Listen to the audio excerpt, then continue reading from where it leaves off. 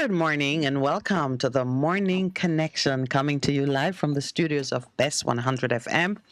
Good morning to all those who are joining us on air and online.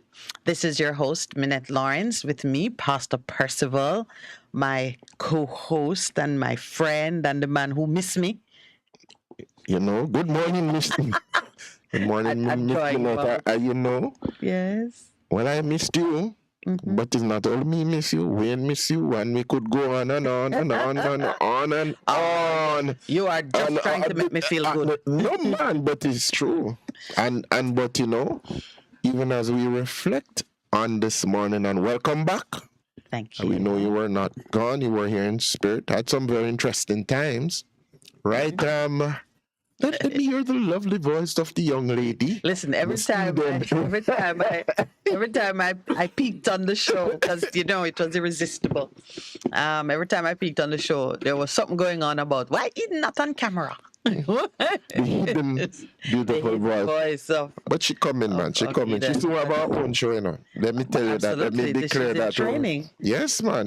And she had an excellent she tutor, guide, manager, father. But she did declare to me, say, yes. They figure that Eden was my daughter. And I says, no, she's daughter because she named Palmer, so I have to take care of her. That's so true.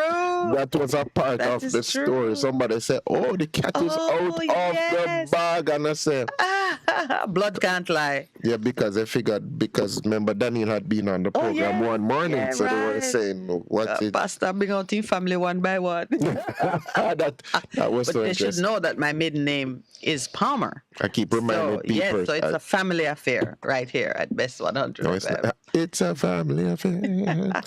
Anyways. Oh, I missed you guys too. Let me tell you, I did not call you and I left you alone because I said, well, one, the show is in excellent hands. Two, I just didn't want to be missing it too much. Okay. You know what I mean? That's what you were having withdrawal symptoms? Well, but we can talk about that off air. Find out how much counseling I need. But can I say it was wonderful to take a break? And the mission that we were on, and the mission was successful beyond imaginings. And little by little, I think I'm still unpacking it. You're unpacking it, okay. Yeah, but it really was a wonderful experience. And the hardest part of it was being away from what we do here in the morning for 2 weeks. That was, we were off for 2 weeks before. You remember when we were in quarantine? Oh yeah. Oh yes. Yes. We were in quarantine before, but I tell you, it didn't feel anything like this. It has, in many ways, I feel strengthened in my resolve to keep doing what we're doing, and it's worth repeating what it is that we do, because living to purpose, displaying excellence, and being faithful in whatever it is you do are attributes that we need to emphasize in every walk of life. If you're Lowell and I had a joke, because we had with our own conversations were the substitute for the show. Okay. So we're talking about just when you have a role, whether it is big or small, however close it is to the center of the universe or far away, to do it in such a way that everybody who sees you carrying out your role feel inspired and say, I want that job. So we're saying, like, if you're on a team, an athletics team or a sporting team, whatever, and your job is to carry the water, you do it with such flair and diligence and respect for the position that everybody who sees you doing it think that that's the most important job for the team. If those athletes don't get their water on time, they will not perform well. And you do it with a smile, you do it with words of encouragement, and you seek to do it so that it pleases all those whom you serve. It doesn't matter what role you occupy in the scheme of things. That's a very interesting. Just do it with excellence. Yeah, because it is so. We are all part of a team, as we say, and we work together, and everybody recognize their role and fit in. It's like if the eyes say, can't bother. Can't bother Yes. look today. Yeah. And Oh then dear everybody Lord. go fall down. The whole body stumble. Or if and it's Yeah, interesting, yeah, you never yeah. know the value of Yeah. something until it is missing. Like if Yeah. you say, okay, my big toe don't really mean anything. Well, you lose your big toe and you understand how that works in terms of your Let me balance. tell you, I fell. I You look fell. at toe, yes, you and understand. I fell and injured my hand. Uh-oh. And the only part, not while I was on vacation, this is years ago. And the most affected part of my hand was my little finger. Uh-oh. Oh Lord, I discovered that my little finger is very involved in using knife and fork. I mean, Oh, you never knew that before? no, I mean, what would tell you until the little finger says, I'm not showing up this morning? You don't realize that, and like I'm left-handed. I remember if it was my left or my right hand. God forbid it was my left hand. If it were, I would have just had to take sick leave because I'm left-handed. Okay. To holding a pen, whatever it is you're doing. Yeah, man, when that body part doesn't show up for work, the whole body knows. And then comes the other part. Everyone else needs to chip in to make sure that the functions are carried out to the best of their ability. So even when we talk about persons with disabilities and why we don't exclude them from certain activities on the assumption that they are not able to perform, when one body part loses its functionality, the others will distribute the weight amongst themselves. So if your eyesight is compromised, your hearing, your sense of touch, all kinds of other things, your extrasensory ability to interpret, space and distance and so on. A lot of things come into play And that's how important. to balance. Yeah.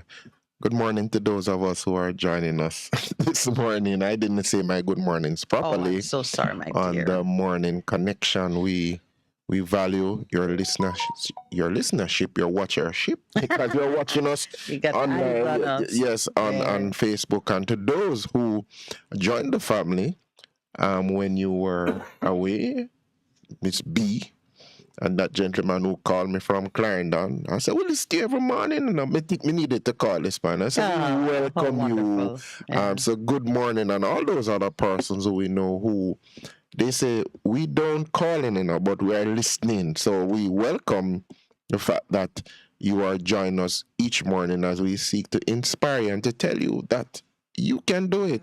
Whatever you do, you are speaking about doing it with excellence. Whatever you do, whether in word or deed, do everything in the name of the Lord, praising God the Father through him. And that was an exhortation by Paul talking to the Colossians. There's a whole heap of stuff happening, and he says, remember, what you're doing it not as unto man, but unto the Lord, in word or deed.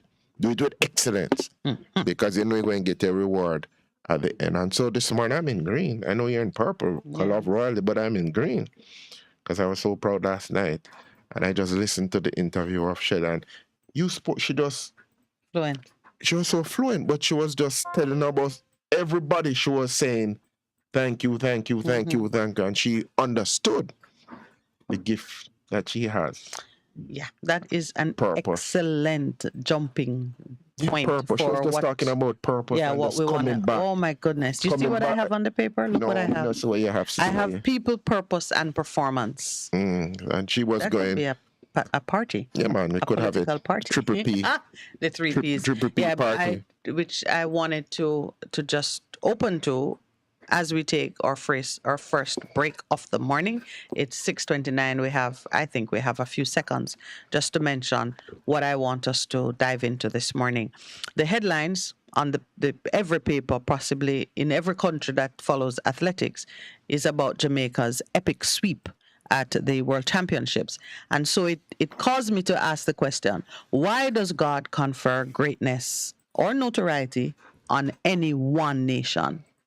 I want us to look at the case of Jamaica through the lens of the performance of the people and consider deeply the purpose, why this one little spot on the globe attracts so much attention and has such great notoriety in some things which we did not create. We did not give it to ourselves. We cannot improvise it. And many are asking the question, this morning we're going to consider it and everybody wants a do piece of this rock. a case study. So let's take our break now. It's solidly 6:30. Please stay with us. We'll be right back. This is the Morning Connection.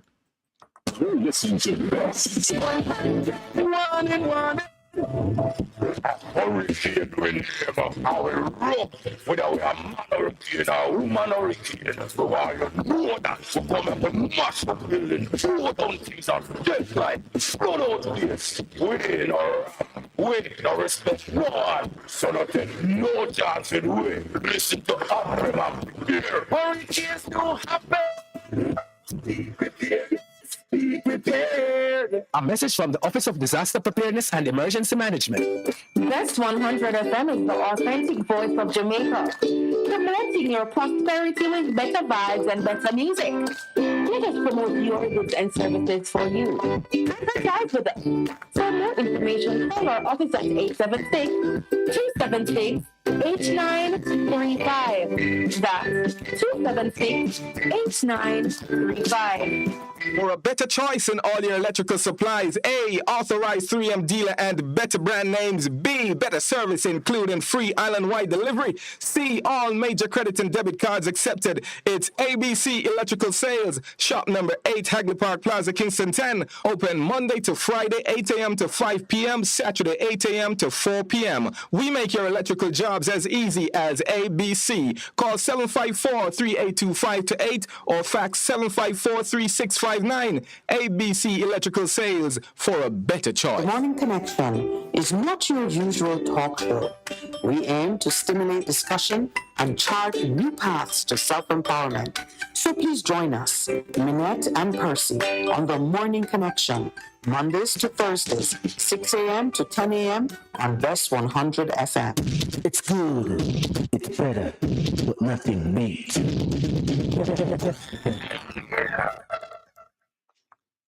Welcome back, and thank you again for joining us at this early hour of the day.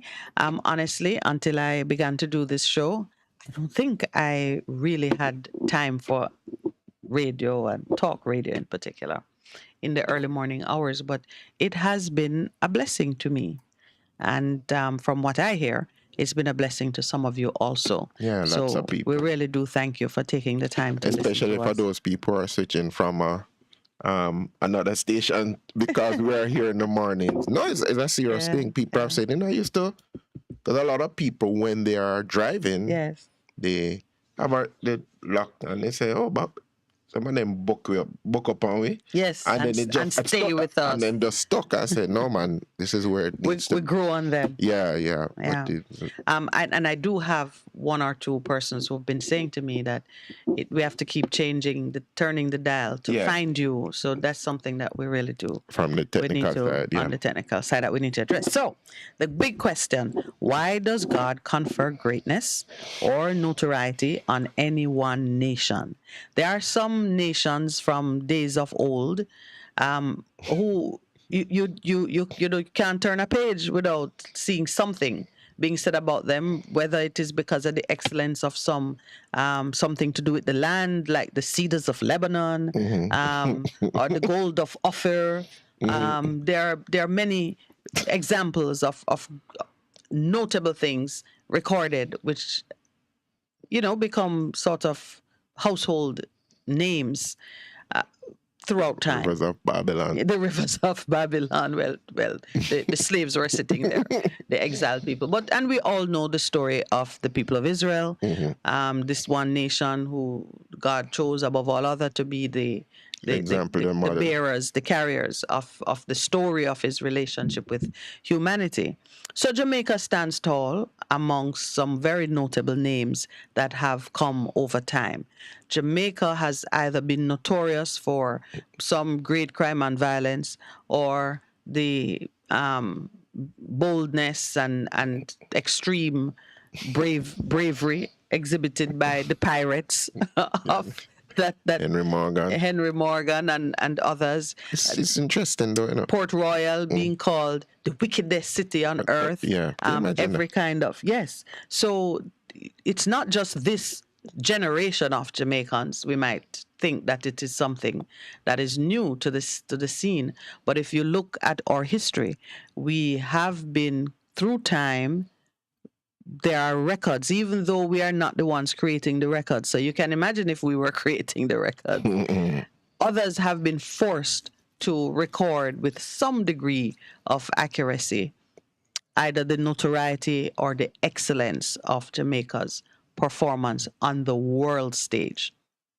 And we've given We've the world. absolutely. We've I given the started to world think a of lot of things. our gift to the world, Marcus Garvey, the music of Jamaica.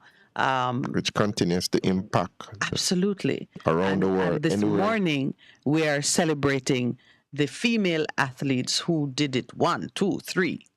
And of course, we feel Hansel Parchment's heartbreak, although I think that long-legged man from the USA was definitely a threat. He was a threat, he but went on to win the race. I thought they would have gone on to come down to the wire, but I believe having some... Hansel would have. I think Hansel would have won because when he ran the 13.03 in the semi-final, it was away from the field and it was easy. Yes, yes. So, So great competition would have pressed him to perform at a higher level. Below 13. Yeah, so we feel, it says heartbreak for Hansel.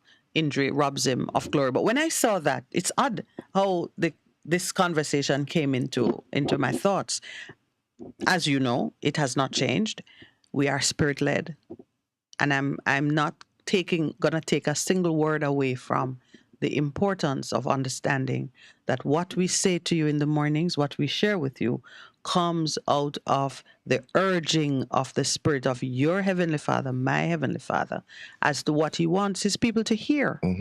Because we are instruments and we don't pretend that anything happening on this program is by accident. And at case in point, I've not laid eyes on Pastor Percival since we did that show together Monday, 2 weeks gone. I came in this morning. We had no conversation because we tried to keep it pure on what we're going to talk about this morning. And I wrote on my paper, why does God confer greatness on any one nation? The case of Jamaica, the land/people, because people and land are one, by the way. To all those who are crying for land reform, the reason you're crying for it is because you're missing an arm or a leg or whichever body part is critical to mobility. You're missing a critical part of what you need for success. God did not put anybody on the earth without giving them land. And He made it clear, even to the children of Israel when they were going past the kingdom of Edom. He said, don't trouble them. He said, don't trouble them. I gave them that land. I won't even give you space to put a foot. You can't even stand up on it. That land is theirs. He made provision for every nation to possess land. We're going to come back to that because land reform is a major objective for that came up big time in the time you were not here. People kept of course. That's why you're crying for it. There are two things which we will cry for like lost children. Ownership of land, so we have a place to put our foot down, and justice. And that, boy, as I was saying to you in the break, we had different guests and we never said anything to them. But we asked them, what are your closing remarks? The executive director said about justice, and people know. Justice. Yeah. David said justice from the street level. Rowan, who prayed Wednesday, he spoke about the map, the motto, the anthem, and the pledge in terms of God giving us that, in terms of the origin. And he says justice, if we deal with that, and of course... Yeah, and just bear in mind that justice is not limited to what happened to you when the police call you or when you're in court. Or relate to each other on the ground every year, man. Justice. So I had that written on my paper. People, purpose, and performance. And you did not look at it. And you led right into it. Into Shelley, because she was just... She's people and she performed. but that's not only that. She spoke about purpose. She says, a lot of things happen, but I knew part of in terms of what God has spoken, and I'm not finished yet. And she was so... I interacted with her, I might say, in 2009 when I was in Berlin at the World Championship, when that was her first medal. And there was a whole lot of controversy in Jamaica in regards to her and VCB and all of what was happening. And because I was one of the official chaplains at the World Championship, I had access to the warm-up field, access to the stadium. And she was there and I said, how you doing? And she said, Rev, pray for me. And I remember praying for her there. So I never forgot that memory of this. She was 21 then. Just having all of the things that were happening, and she said, pray. And she has a personal faith. Yeah. You see, she is something that she wears on her sleeve because she believes that God has put purpose in her, God has given her a gift, and whatever it is, even though she has had hiccups and so on, big up to you, Shelley-Ann. All of the thing now. Let's bring tears to my eyes. But all right. What is purpose and people and she performing and she people, going on. purpose, performance. Yeah, man. So the first thing is recognizing that we were created for purpose. Yeah, man. Meaning we people were created for purpose. And underlying every individual customized purpose is the recognition that we reflect the glory and the power of God. Come on. And therefore, our purpose is to honor that and to do all things which emphasize and show that the glory goes back to Him. Amen. I could have preached that, sister. Preach it. So how does that purpose affect our performance? If we are not performing true to purpose, and if we are giving no glory to God, just understand there's a consequence. Yeah. So I was looking at some other things and considering deeply the consequence of our failure to live to purpose. There's a consequence on the land. The land is out there. The land cries out in its own voice. We know that. You and I know that. We're going to return to it because we see that some things have not settled down sufficiently. And the truth is they will never settle down to the degree that you want them. So you have to keep performing. And when the land suffers, the people suffer inevitably, but the suffering of the people also has a consequence because we can use our experiences to bring us back in line with purpose. Yeah. Shelley-Ann and the three ladies, Lord, I should know their names, shouldn't I? I can tell you. Sharika Jackson was second. and Elaine Thompson. Hira was third. It was a reversal of the roles because back our crowd. Yeah, but Olympics different from World Championship. Yeah, so and Hira has finally won a medal at the World Championship. She's double, but she's never had a medal at the World Championship. Yeah. Suffice it to say, the ladies are phenomenal. So, two things are happening. At the individual level, they must examine and use this notoriety in a way that brings glory to God in their own lives. Yes, it does, man. But at the national level, their performance has added to Jamaica's astounding treasury of great achievements. So the name Jamaica, everybody's going to say, oh, the Jamaican girls. If you don't remember who they are, you're going to remember they are the Jamaicans. What then does it mean for Jamaica as a nation, our purpose, and how we are performing against that purpose?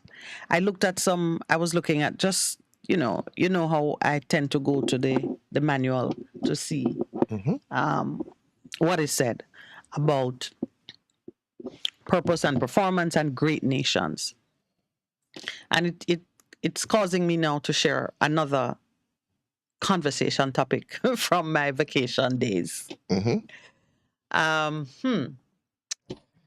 I was reflecting on a couple of things and it came to me quite forcibly that we like to call this or that person powerful. You know, there's even a concert in Jamaica that is dubbed Powerful Men and Women. And I've never seen you in it, so I know for sure that they are missing someone. Beg your. And the question is, what would I do? Because me can't sing. My darling, and I can't act. It's a talentless group. They're not there because they're talented. They're there because somebody says they're powerful. Oh my Lord! So, I was thinking about it and saying we like to call people powerful. This one is a powerful man, or this is a powerful woman, or whatever. But then I began to think and acknowledge that one-on-one, You and me standing in a room, there's no difference between us. We are equal in the sight of God. And if you put an argument to me or give me a command, whatever it may transpire between us, it's entirely up to me how to respond to it. That's so true. And you do see people face down. I mean, you see an unlearned man take on a policeman and just exercise his authority over it. He's not in any way overwhelmed or intimidated by the authority which is vested in that individual by reason of his office or his uniform or whatever. So we know that one-on-one at the individual level, none is greater than the other, not one. So I start to contemplate does the manual say? What is the original design as it relates to power? And of course, all power and glory belongs to God. And he delegates. Oh. And if you are a student of Yeshua, the Christ, you know that when Christ received authority, he turned around and gave authority to those who believe in him and who follow him. And so all of us at one level or another, the only thing we have is the authority that we can exercise. And if we exercise it on certain principles, it works a particular way. If we abandon the principles, then it is abuse. And it has some other consequences. So it is. I'm looking on and this morning now I say, okay, so all power and glory belongs to God. If we use 1 Chronicles 29 verses 11 and 12, verse 11 says, yours, O Lord, is the greatness and the power and the glory and the victory and the majesty, for all that is in the heavens and in the earth is yours. Yours is the kingdom, O Lord. You are exalted as head above all.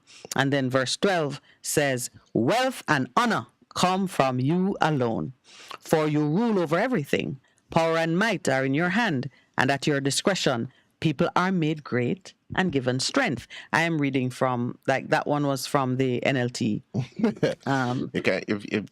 You forget the major one, when Nebuchadnezzar was farming the fool. Well, it was farming the fool. So that is when a man abused the power now and the authority. And look and say, really now? Come on, you go eat grass. Yeah. and I was reflecting on that over with my children. We have these interesting conversations because they're always picking my brain about what they believe and so on.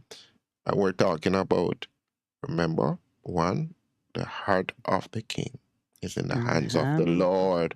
Yep. And he can do that and change that. And I says, you guys remember what happened to Nebuchadnezzar? And then look and give out, daddy, him go eat grass. That's what he finds fascinating about the account. But I says, because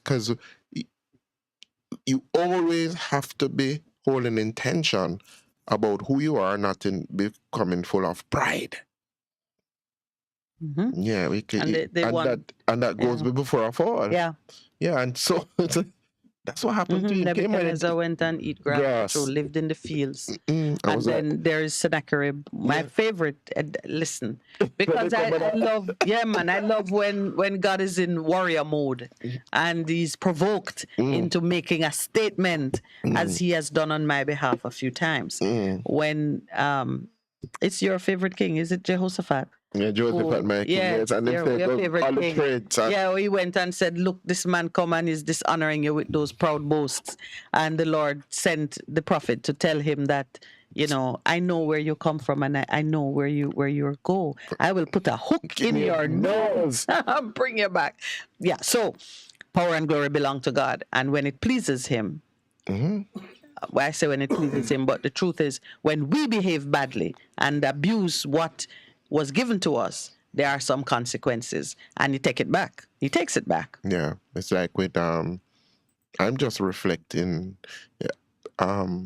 even our present Jamaican context and some of the things we're doing, and I'm saying, them recognize what I'm doing, them really think, because even as you speak, I reflected on when we were talking about making oaths. Yes. We need to go back to that, you know. We need to go back to that. Because I don't think a lot of Jamaican people are aware in terms of what is happening. My beloved said some things to me some of the times, and I say, oh, but some people don't even understand what they are playing with in this country. When did I while I was away and I was trying to keep up on the news, I saw someone ask a question about the oath. Yeah. If the prime minister has forgotten the oath that he took. Yeah, and it came back to me. I said, but this is a citizen who took no oath before God. He swore on himself. Yes. So when you do that, you believe you are the end of the end. Nobody no bigger than you.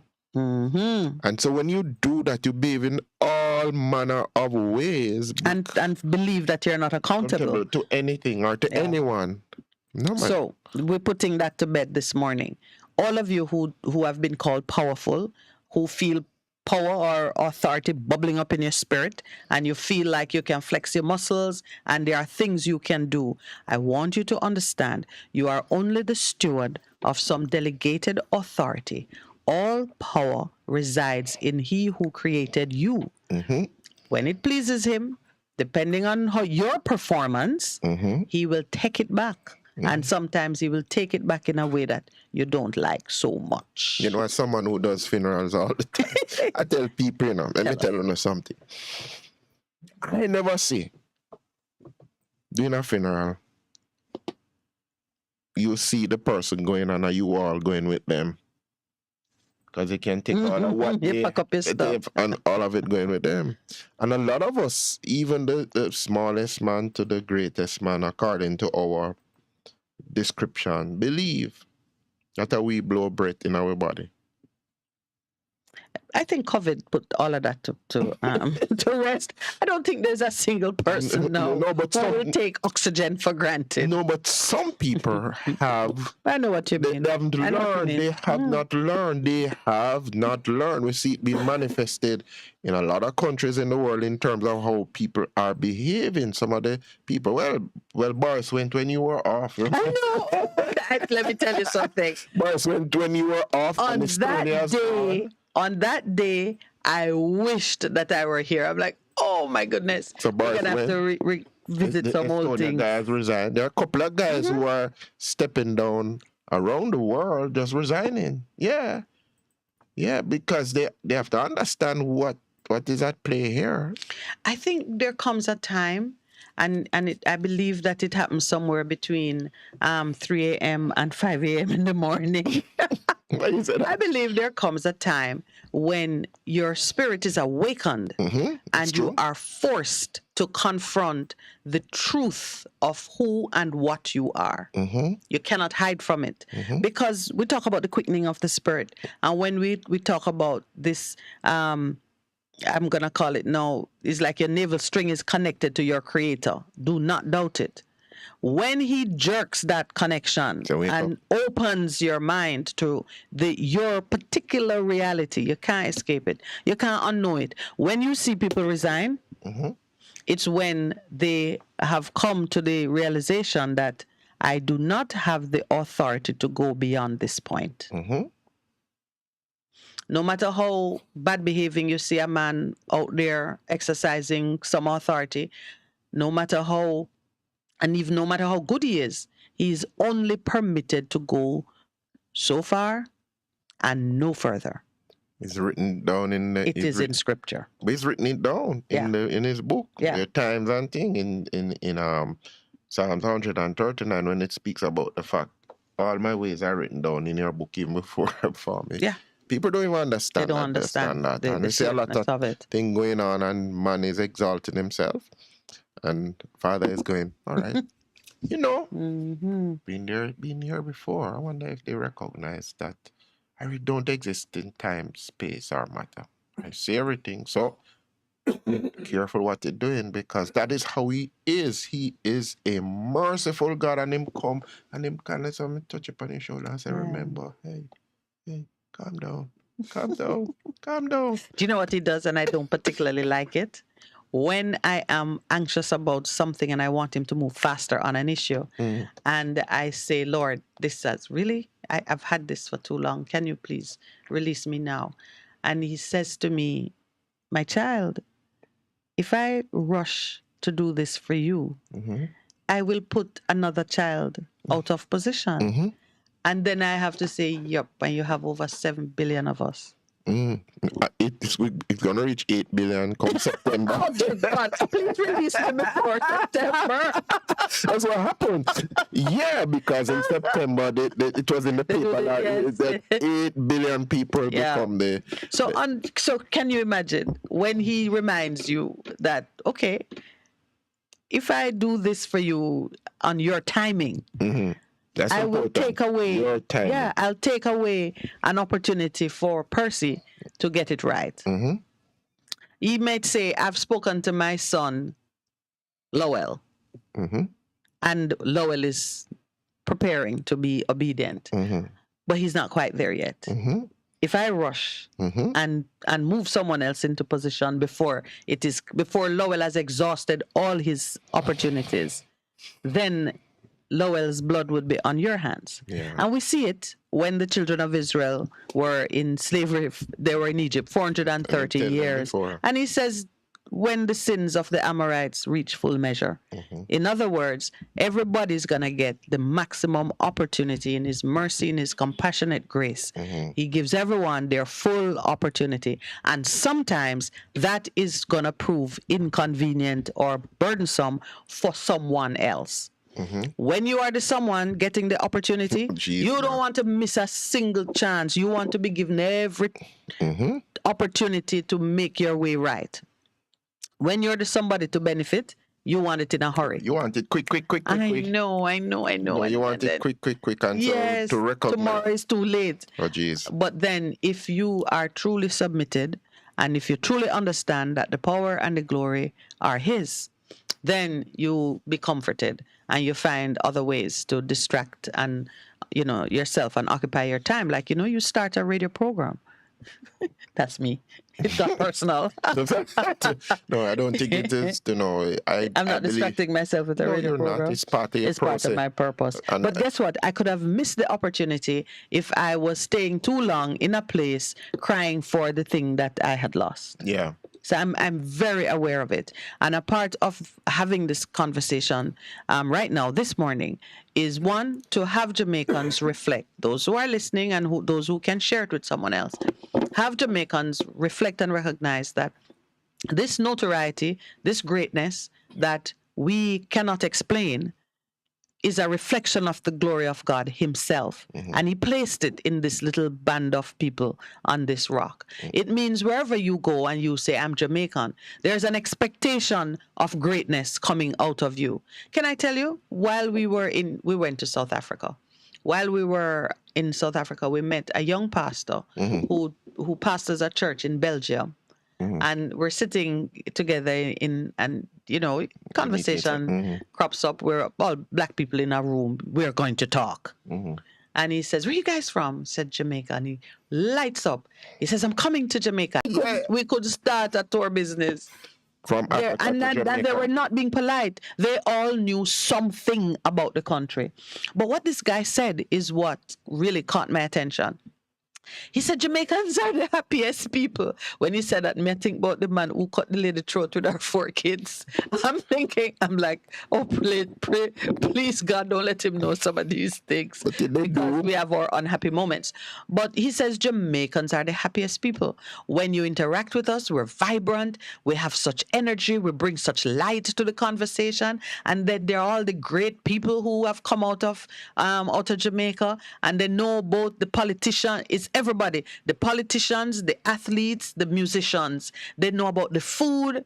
I'm like, wow, okay. So there is an expectation that I will reflect this happiness, this light, this vibrancy that people have come to. Him. Yeah, no, we did not disappoint. Let's take the break while you repent. You better comedian beside you. No, we're going to take our break so Pastor can repent of that comment that he just made. Please stay with us. This is The Morning Connection with your hosts, Minette and...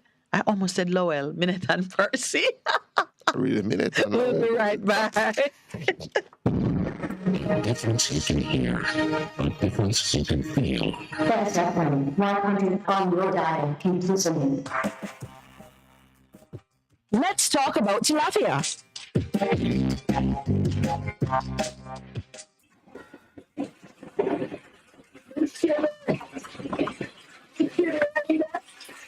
I want to follow the name so early. We're not open yet. I mean, man, Charlie. What's up, more I show you?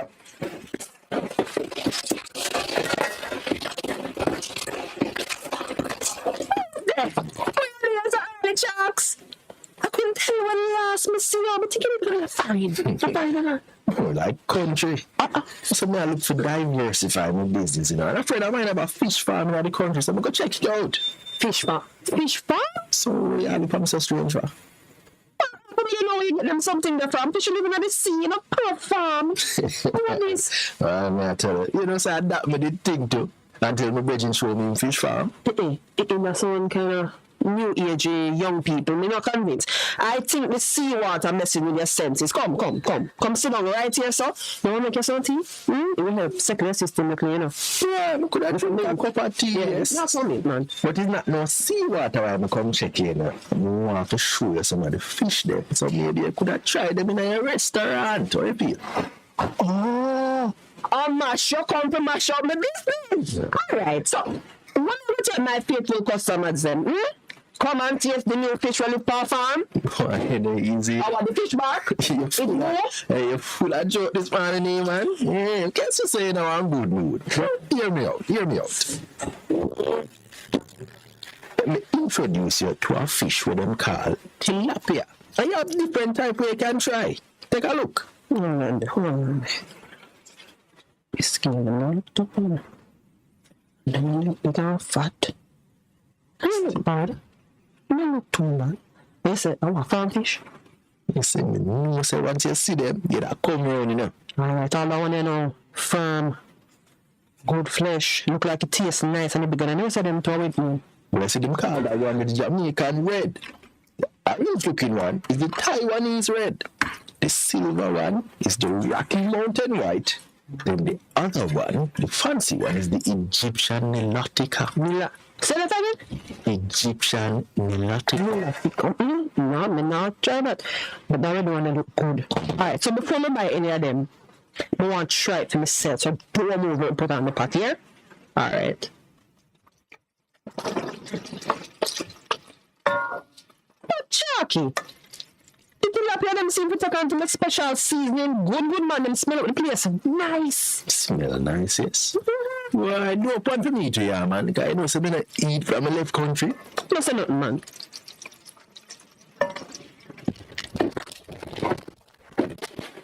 Alright. You know some not too like admit when I'm wrong, but what I say?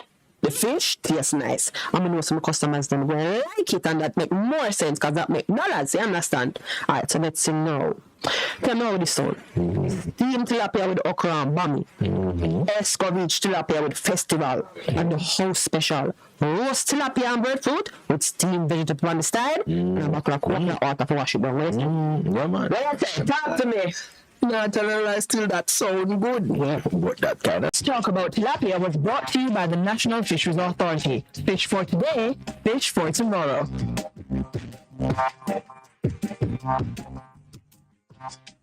Government and public sector, they can resist it better to give you the quality of service you deserve, and you deserve it. Service excellence is the aim. We take it here. If we are convenient, protect your services when you are dealing with government entities. That's what we're done. The benefit businesses and Jamaicans, just citizens and services. This program is an initiative of the Office of the Cabinet in partnership with the ministries, departments, and agencies. A production of the Jamaica Information Service, the voice of Jamaica. A difference you can hear. Press FM. Keep listening. One and one. There is a hurricane warning, but don't I don't everything. Lift appliances and furniture off the ground. Secure your valuable items. If you wanna port, secure it by land and turn on your yard. If you a fisherman, make sure you turn off every breaker. And before you sleep, turn off your generator. Flooding, that is a real danger. If you live up on the bank, and low line here. If you see the waters are rising, get out. Heed the warning. If your land starts slipping and sliding, get out. Heed the warning. Hurricanes gonna happen. Be prepared. A message from the Office of Disaster Preparedness and Emergency Management. Calling all donors. STEM Uprising invites you to their blood drive and back to school treat at the Bethesda Junior Hospital, Manchester, on July 15th, 2022. The event starts at 9 a.m. Come on out. Refreshment and entertainment provided. Lots of back to school giveaways.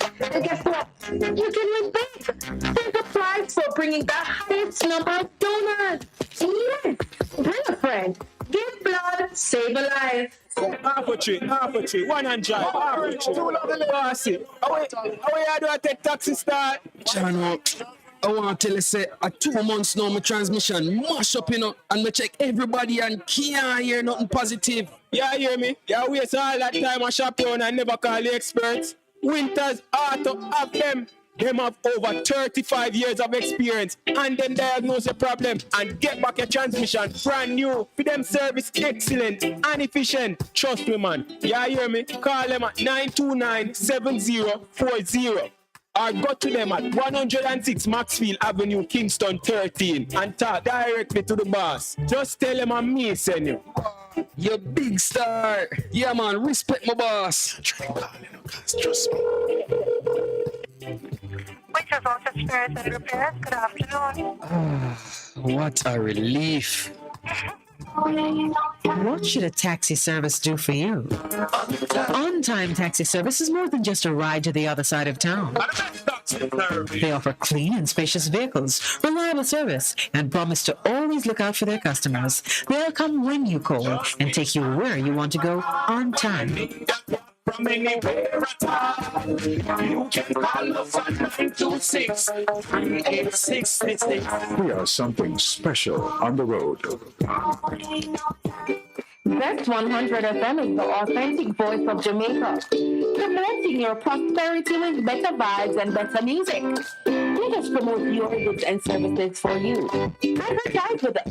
For more information, call our office at 876-276-8935. That's 276-8935. Veteran Printers for all your printing needs. We specialize in calendars, flyers, brochures, and more. Call us today at 968-7506. That's 968-7506. Or visit us at 4 East Bloomsbury Road, off Haggard Park Road. Veteran Printers, your best choice in printing. It's good, it's better, but nothing beats. Welcome back to the Morning Connection. Before we get back into what we are sharing on this morning, I want to acknowledge Mr. Keon Brown, who says, welcome back, Mrs. Lawrence, Pastor Percy. Well, thank you. And then he makes, he gives us a bit of wisdom. He says, when one is pure, laws are useless. And when one is corrupt, laws are broken. He pluralized it because we're speaking at the national level, but it's easier for me to put it that way. He's saying when a people is pure, laws are useless. Don't need laws. In fact, you will operate at an even higher standard than the law would impose. But when you are corrupt, all laws are broken. And that's very scriptural because the Apostle Paul, when he was laying out the case for the righteousness of man, which was credited to people like Abraham before the laws came into effect in his letter to the Romans, he made the point that laws are there to make you conscious of sin. Yeah, that's what it was about. Yeah.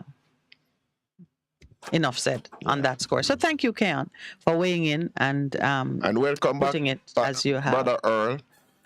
Oh, Brother Earl had taken a break from us? I never saw him. I was looking in the chat. He was there the first week, but I never see him last week. So I don't know if he was enjoying himself. Earl Brown. He took a break along with me. Yeah, good morning, Earl. Earl says he's looking forward to some spicy topics. As we return. He doesn't say it here, but he did send me a note. Some spicy topics. He did send me a note. We'll try to keep it at the right degree of spiciness. But as we were taking the break, I was sharing just the reception that Mr. Producer, and let me say welcome back to the producer. I'm sure when callers are coming in, he will get his fair share of love. But while we were away and persons were meeting us and so on, the overwhelming response that we received just saying we're Jamaican. In fact, when I was passing through Amsterdam, the immigration lady says, "Oh, Jamaica, I've never handled one of these passports." And she hold it up like it's Shelley a passport. Oh, my Lord. She have it in her hand like as if, Yes, she says, "I've never handled one of these passports." Are you serious? You're from Jamaica? She says, "Can I come home with you? I'll just come in your bag." So I said, when I'm passing back next time, I'll just make sure we do this together. Okay. Yeah. People going away and say, "I can't come in your bag." We take people store away, even though. Oh, yes. Oh, my Lord. There is somebody who took it seriously and said, "Yeah, man, I'll punch a hole and you can't breathe." But we did get exceptional treatment and response just to our saying we're Jamaicans. And so Jamaica does have a certain profile on the international stage. And when just you, one little man who might not even be loving Jamaica at the moment, when you say, "Yeah, man, Jamaican," there is an expectation that you will rise or perform at a certain level. Just bear that in mind and know that the passport you carry, which is the evidence of your covenant with the country, with your fellow Jamaicans, it has weight and value. But always remember, too, that weight and value don't come from anything you've done. Mm-hmm. You stand on the shoulders of many, and you are reflecting the glory that God has given to this country as a gift. Many are studying it. Some people have taken away samples of the yam. I'm sure people are holding on to DNA and testing every which way to see what is it in the DNA of these people, of Jamaicans, which gives us the glory that we carry. So we acknowledge it. As I said, I hear one of our callers saying, "You're always talking about how Jamaicans great, how we great." And then we perform like we're not great. Not great people. So it comes back to what we say. I've put it as people, purpose, performance, because you have to perform at the level that you're accredited or given. So you asked a question in the break, and I'm just going to put it into the conversation now and stimulate some thought processes. So when we begin to speak, those of you who have an opinion on it can call us. I did notice, because I'm kind of egocentric that way when it comes to my nation. In fact, even when it comes to me, I'm like, what's my place? Where do I fit in this? When I walk into a room, I look, where should I stand? What is it that I should be doing? I'm always very self-aware and conscious that I am not a potted plant or chopped liver, I don't know why chopped liver, but I serve purpose. And when I enter into a space, there is a reason I'm there, and it's my duty to figure out the reason and honor it, live to it. So I read the Bible and I hear all the prophecies. Do you remember when Nostradamus was so popular? All the prophecies of Nostradamus were, every country could find themselves, and some were saying, where is America and what is America's role? And all the countries that we think are powerful and great, we expect that there is prophecy about them. Well, of course, I had to ask, where is Jamaica? Where do we fit? And the first time I'm really diving through like the Psalms, and I see the phrase, the expression, Islands. The islands of the sea. I'm like, that's where we are. So I actually went through the Bible to find all the references to the islands of the sea. And the islands of the sea are a place for glory and worship. Mm-hmm. That's why I worship. That's why we give the world music. And maybe that's why Jamaica have the most churches per square mile. Part of that too. But Isaiah 42 and verse thereabouts, let them give him praises in the islands of the sea. Let me tell you, man, the islands were created to just give praise and glory, and of course, the beautiful weather and the beautiful scenery and the richness of the soil and the sweetness of the food that is produced. All of those things reflect the glory, the blessing, and the greatness of God and the love that He has for humanity. These islands, every one of them are picturesque, are places for rejuvenation of the spirit and the body. Do you know that there is some growing trend of old people wanting to die in Jamaica? Yeah, coming home. They come here. Those who are who you mean the people from the diaspora or other people? No, other people. They're not Jamaicans. There is a trend. When it was first explained to me, I thought it was a joke.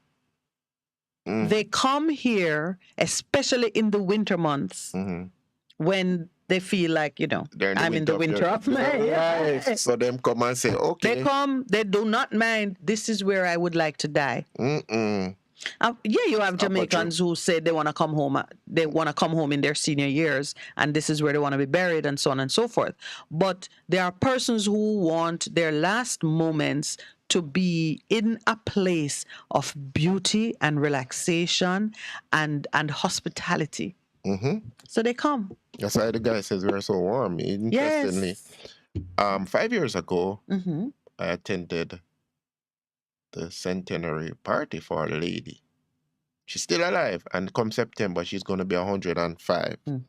And I just want to big her up. She's all the way in St. Mary, but we're going to do something to honor her, because she's probably one of the oldest living persons in Jamaica at 105. And at 100, she's sharp, I was there because my friend invited me to pray, and she was sharp, and she could tell me, I say, I want to be like that when I'm 105, but she's so sharp.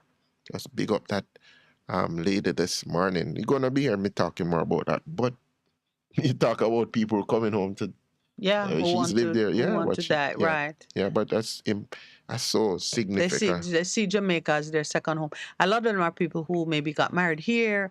They bonded with the country. And they come back every year, and they bring the children and the grandchildren. And then they say, if I die here, it wouldn't be a bad thing. Hey. Yeah. Can I tell you where we were? I saw a lady. Well, I need to seek the producer's permission to start telling stories. Producer, can I tell this one story? Oh, dear Lord. So there's a lady who had some form of cancer. I think it was at stage 4, and she was receiving some treatment that required something to be plugged into her stomach. My first memory of her is clutching her stomach and walking with it up in obvious pain, bent over, trying to climb into the bus, because we were at we stayed at a conference hotel, and so but she really wanted to be at that conference. And as I were talking about people traveling to a place where if they die there, it's not a problem. When I saw her condition, and of course no hair, so she wore turbans or whatever. She wrapped her head the whole time. A white woman from California who had made the time to come to the conference, expecting to be blessed. And I did see her receive healing. Yeah. But she must have been thinking when she was giving her account. Her testimony. Yeah, she said she plugged out the thing. It was doing something in her stomach. She plugged it out and came. And I was thinking, if you're doing that, There must be a part of you that says, if I die, I die. Okay, but you still go forward. But you're going The forward. guys in Hebrews, the Yeah. chapter of faith, who still believe even though they never received the promise, but they believed until they passed on because they knew the person who said it is a faithful God. And interesting. So it seems that you've just come back from the continent. From the motherland, From please. from the For motherland. me, all of Africa is motherland. Yeah. I know I'll be challenged on that. But I've been to a couple places in the motherland. I've been to South Africa. Mother is big. Yeah, please. Yeah. I've been to Kenya and some other places. It's interesting the contrast between the different countries. Yeah. But you go and you feel like, hey, I'm home. Look like me. Look like me. And what? Well, to that point. You saw somebody look like you? Oh gosh, I mean, I met people from all over the continent, and everybody could tell you that. Oh, I thought you were so and so. But what was I going to say to you? What did you? You met all of these people and just the affinity to the motherland. Yeah. Yes. The most striking observation, I mean, I'd been to years before, I've been to Nigeria. And yes, that's where you're going to find people who look like you without any effort. And I recall arriving in Nigeria and going to the craft market in Lagos and seeing a sea of black people. I had never seen so many black people in one place ever in my life. And I didn't know that was a thing until I stood there and was just surrounded by my own people. And then I understand why they say black, because we are shades of brown. We are not black. I mean, you really experience people. Yes, see people who are, that's why they call the race black people, because the color is very, very marked. And distinct. Yeah, so I had that experience before. But like going now into a conference setting where in Jamaica you would see all stripes because we are truly out of many one. Mm-hmm. To be in a place where it's predominantly, you don't have to be careful about any you can speak without worrying that somebody beside you or behind you or in the next room is going to be offended by an opinion you have concerning race relations or whatever. That was, I enjoyed it. I really did enjoy it. And I had to kind of acknowledge that you don't get that in Jamaica. I don't get that in Jamaica. I mean, right now, where you're in a place where as far as you can look is your own people. These people who look like you. Okay. Those who are exercising authority or doing important things in the scheme of things look like you. Okay. You're not in a setting where, as you go higher up the food chain, the color get paler and paler. Oh, I see what you mean. Which is what would happen in Jamaica. Okay, I see what the food chain. Yeah, you know. Man eat a food. Which in reality is what it is about. So that was a very pleasant experience. Okay. Well, yeah, it was pleasant, but it was noticeable. I felt it. I remarked on it once or twice. Mm-hmm. That was, that was sort of a new experience. Even though Jamaica is 95%, some might say higher. Black people, Africans, people of African descent. But so I did notice that. As they go up the food chain. Yeah. It becomes paler. Becomes paler and paler. The blood gets thinner and thinner. The blood gets thinner and thinner. It's just what remains from the plantocracy and the economy and all of them things. And they seek to continue to perpetuate it. So I return fully charged, recharged, whatever. Fully released. And yes, I do. I am celebrating the fact that I have a lot more clarity on some things that were perplexing to me. And I know that you will see it, that I move with a lot more confidence and certainty in terms of what I'm doing and the level at which I need to do it. Okay. So it was... Here we come, Jamaica, 1660. Yes. Now I've asked this is shameful, but I'm trying to track down the true anniversary. Pastor, you don't have it. Of when we came here? Yes, because we need to honor it and do some things. So anyway, to be on the safe side, I've asked our engineer to just visit the archives and give me the starting point. I feel like it was the 20th. I feel like it was the 20th of July. I mean, I know we did a test show at a earlier time. We were close to going the afternoon, remember? Yes, so it's the 20th. I feel like the 20th of July is a significant date. Notwithstanding, I am going to pin it down. And if any of you out there remember, because some of you did cry like babies that new people were coming on your show. Never cry like babies. Thank you, Earl. Yes, man. Oh, that is such a beautiful picture. All right, so let me try and describe it. They say a picture is worth 1,000 words.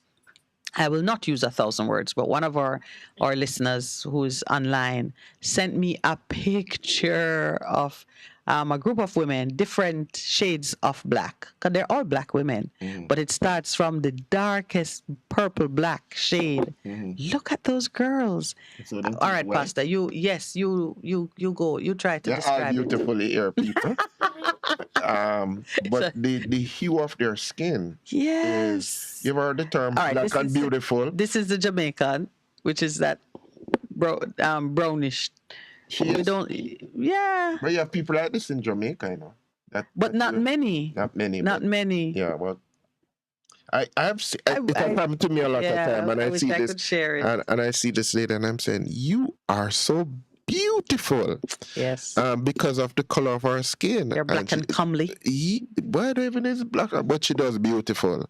And I had to comment on her, and I've interacted with women like that in Jamaica, and I said, don't lose that. Don't lose that. It is so beautiful. Yes, it really is. It's so beautiful. It really is, and it's heart-rending when you see. Where did I go? And I saw. Oh my! Yeah, I went down to Trenchtown before we left, and a lady brought something to me, and she had the smear of the thing on her skin, and oh gosh, my heart ached, and I wanted to say something about it, but in the setting and so on, it would have been. It would have made her uncomfortable, and that's the last thing that you want to do.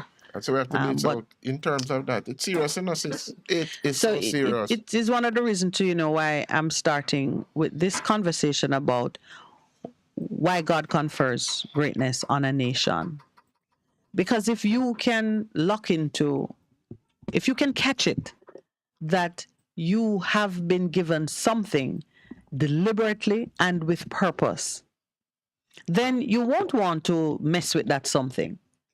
You would recognize that you're being Jamaican, you're being the color that you are, the gender that you are, the shape, height, and disposition. Well, not disposition. Some people miserable.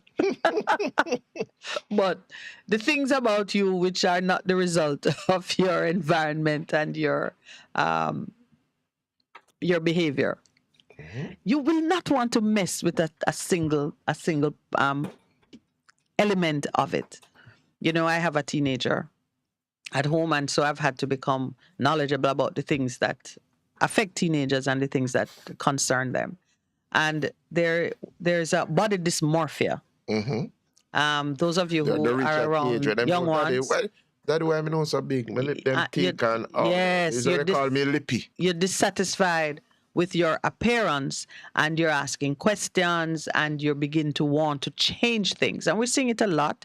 And we're not talking about the gravity, the gravity imposed changes that you try to reverse. Oh God!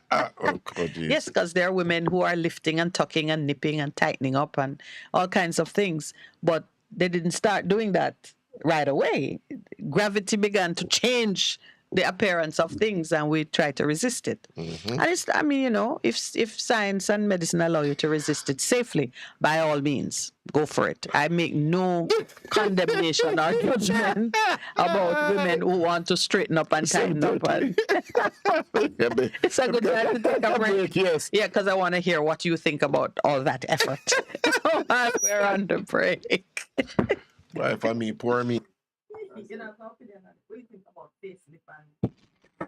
Difference you can hear, but difference you can feel. FM 100 on your dial. Keep listening. For a better choice in all your electrical supplies, A, authorized 3M dealer and better brand names. B, better service including free island-wide delivery. C, all major credit and debit cards accepted. It's ABC Electrical Sales. Shop number 8, Hagley Park Plaza, Kingston 10. Open Monday to Friday, 8 a.m. to 5 p.m., Saturday, 8 a.m. to 4 p.m. We make your electrical jobs as easy as ABC. Call 754-382-528 or fax 754-3659. ABC Electrical Sales, for a better choice. Veteran Printers for all your printing needs. We specialize in calendars, flyers, brochures, and more. Call us today at 968-7506. That's 968-7506. Or visit us at 4 East Bloomsbury Road, off Hagley Park Road. Veteran Printers, your best choice for printing. Half a tree, 100, half a tree. Bossy. How you do I take taxi start? Chano, I want to tell you, say, 2 months now, my transmission mash up, and me check everybody and can't hear nothing positive. Yeah, hear me? Yeah, waste all that time I shop around and never call the experts. Winters Auto FM. Them have over 35 years of experience and then diagnose the problem and get back your transmission brand new with them service excellent and efficient. Trust me, man. Yeah, hear me? Call them at 929-7040 or go to them at 106 Maxfield Avenue, Kingston 13 and talk directly to the boss. Just tell them I'm me send you. You big star. Yeah, man, respect my boss. Try calling him, guys, trust me. Winters Auto Spares and Repairs. Good afternoon. What a relief. The Morning Connection is not your usual talk show. We aim to stimulate discussion and chart new paths to self-empowerment. So please join us, Minette and Percy, on The Morning Connection, Mondays to Thursdays, 6 a.m. to 10 a.m. on Best 100 FM. It's good, it's better, but nothing beats.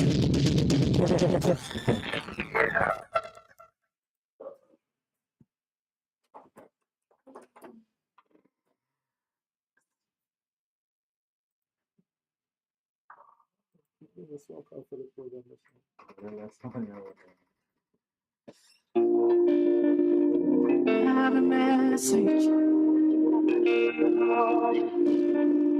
Congratulations. I have a message for you. God sent me to you. I have a message for you. God sent me to you. Them say, them tell you say you can never be the one. But God say, make I tell you say that you in truth. In 1 month, in 1 week, you will sing a new song. In 2 days, listen that you will hear. Congratulations,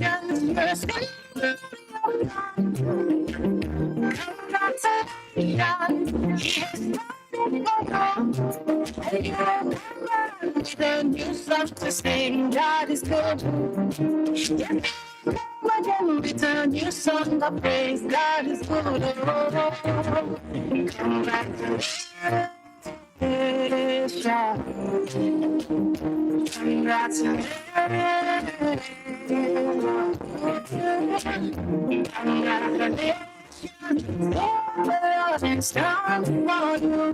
Congratulations.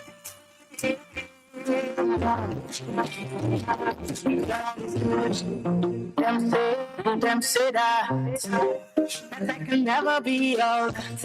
I've seen that. Got straight to turn that. Come back with a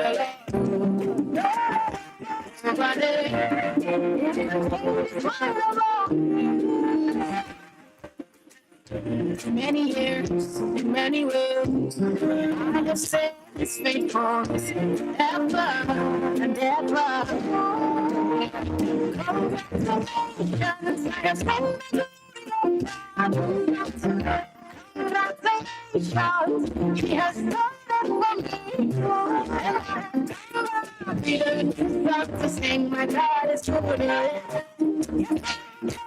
Return this song of praise, my God is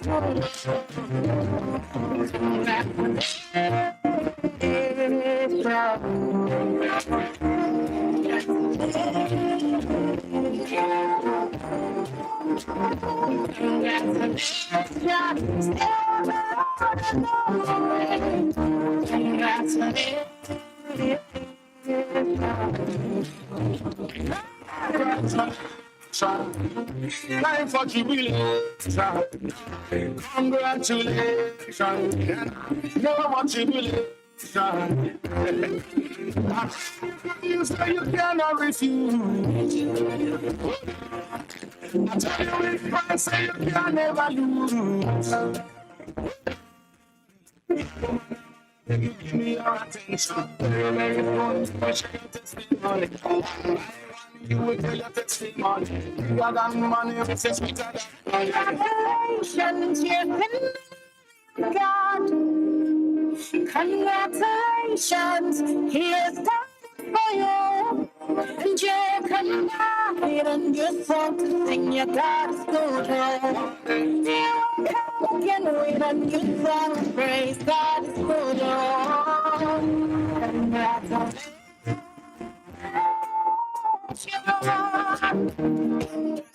That was dedicated to my host. Congratulations. Hear the words of the song. It's prophetic in nature. You will have a testimony. You will speak Wow. about God's faithfulness, who has come true for you and for people out there. Receive that. It's congratulations. So you say the congratulations before you say the evidence of it. But they're giving God praise because he remains faithful. And it's out of Africa. So as you guys have come back, that's dedicated to my co-host and to the producer. Producer. Congratulations. Thank you, sir. Congratulations. You've come back with a new song indicating that God is good. You know, some of the times you're going through stuff and you say, when this is going to happen? Mm-hmm. You see? Mm-hmm, I know. Yeah, man. Welcome, Conrad. I missed you too. We win. We win Yeah, every man. And time. congratulations to the women last night. Yes. Yeah. So, well, Pastor, thank you so much. And I echo the producer, not on mic, but he said it loud enough. Some of you may have heard it as he said, thank you. We went searching and with a particular mission in mind. We accomplished it and then some. And I'll share that with you off air. You know what we did and why the congratulations are entirely in order. And I take the trophy, the clap hand, the man in the sunshade, and the big bicep. All of them. I think Conrad couldn't find the white one, the black ones. So he given me a white man in sunshade. No, but I take him too. Congratulations. I take him too because all nations come out of Africa. Yeah, it's true. So no matter how they look now, they're still ours. Yeah. And, you know, I love the song. And you have to tell me a little bit about the artist because even the DJ part of it sounded quite Jamaican. Yeah, man. And Them take it from us. Yeah, but guess what happened? It's not that them take it from us. It's that we carried it in our belly from Africa and we give expression to it over here. Come to our music. Yeah, man. So, you know, it's no wonder when you see the dances and listen to me, man. At the conference, because, I mean, you know that Jamaica have a popularity that no make no sense. Lowell and I leaving, forget to bring a flag. Uh-oh. At the airport, we buy 2 little desktop flag. Yeah. They were the smallest flags in the whole auditorium. But Lowell, with his great height, it looked like a flag tree because he's all the way up there. I have the flag up to the sky, and my flag is somewhere below. Right. Yes. As he said, sometimes we're saying, "Where's Minette?" I mean, if somebody's too close to us, they block me completely from view. But my flag, had my flag. So there was a point in which they were playing music now, and I just hear one of the leaders say, "And now we're going to Jamaica." And them drop some reggae music. Yeah, man, they would drop all of the reggae Listen music. to me, man, and the whole place was vibing to this. I'm like, wow, this is the music of my little spot of earth where some of us can even put down the foot. I have not forgotten that we need to do land reform. And reparations. And Because that came up again. yes, You know, and it's already claiming some heads because Boris Johnson, whom I am certain set in motion this business of removing the lady and putting somebody in position who would not be as annoying. Let's use that. Reparation. And reparation. And we need to, she said we need to have the conversation. Must have it. And I'm waiting to see what she does in these 2 years because she has nothing to lose. She can be as bold as she chooses to. Bold as a lion. She can exercise in full, to the full measure, the authority that she has. You reflecting on Jamaica. Purpose, people. By the way, let me remind you that Truth to Power has says, good morning. Can you please cut down on the use of the word purpose? It reminds me of when the fundamentally and paradigm were in vogue. Well, well, purpose. I know what it means, but it's, to me, it's not a buzzword. We can't shake purpose. No, purpose is DNA. Yeah, it is what gives reason for being. For a lot of us, we understand fundamentally and the trauma associated with those buzzwords that ended up to have been dishonestly used. Long ago, we did a show, if you remember, Pastor, where we were talking about reprising some of these words that had fallen into disgrace because we had abused the concept and had given it a different meaning. And Truth to Power is now saying that for him, the word purpose is in that category of disgraced and dishonored concepts. But the truth of the matter is, when something happens like that, when a worthy concept is abused to the point where you want to throw it out, it is a good time for you to make a concentrated effort to reprise the word and to bring it back into, concepts are just like people. Yes, yeah. What did I read? That there was a group in Jamaica back in the day. There was a group called the Gay Lads. Yeah, man. When I there's a. When I read it, I said, "Dear God, if they come, anybody try to do a tribute group called the Gay Lads." It's funny, but it's not funny. It's just how the people have just taken the words and just turn it around and done things with it that you don't want to be close to that word. Yeah, right. Yeah, because it brings back memory of trauma. And, just corrupt people abusing the concept and the word to the point where you now don't even remember its real meaning. A lot of words and institutions and concepts have suffered that trauma. Marriage is one such. Right, sister. Marriage is one such. You can talk about that one day.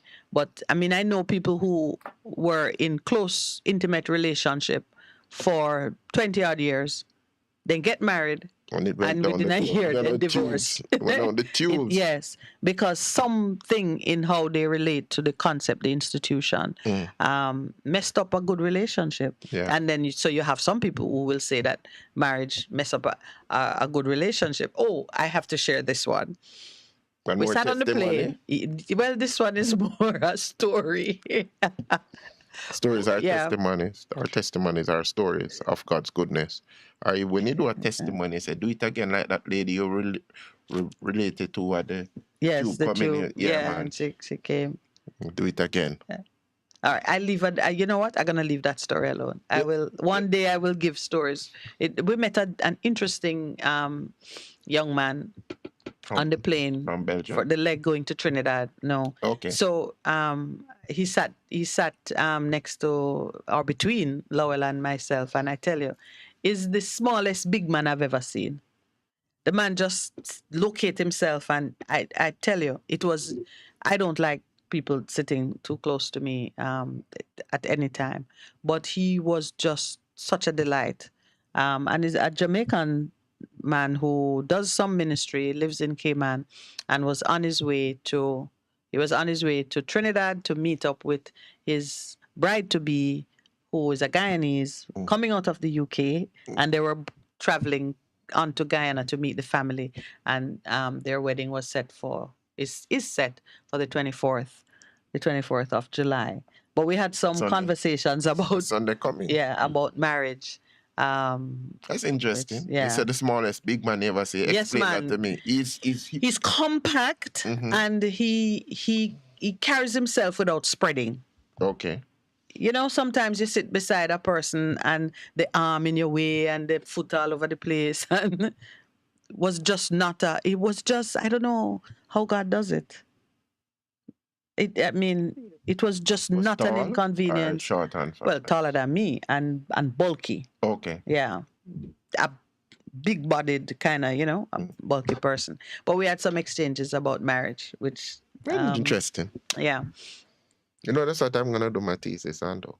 What? Marital satisfaction. What are the factors in terms of communication, which I think, and conflict resolution, to see the link.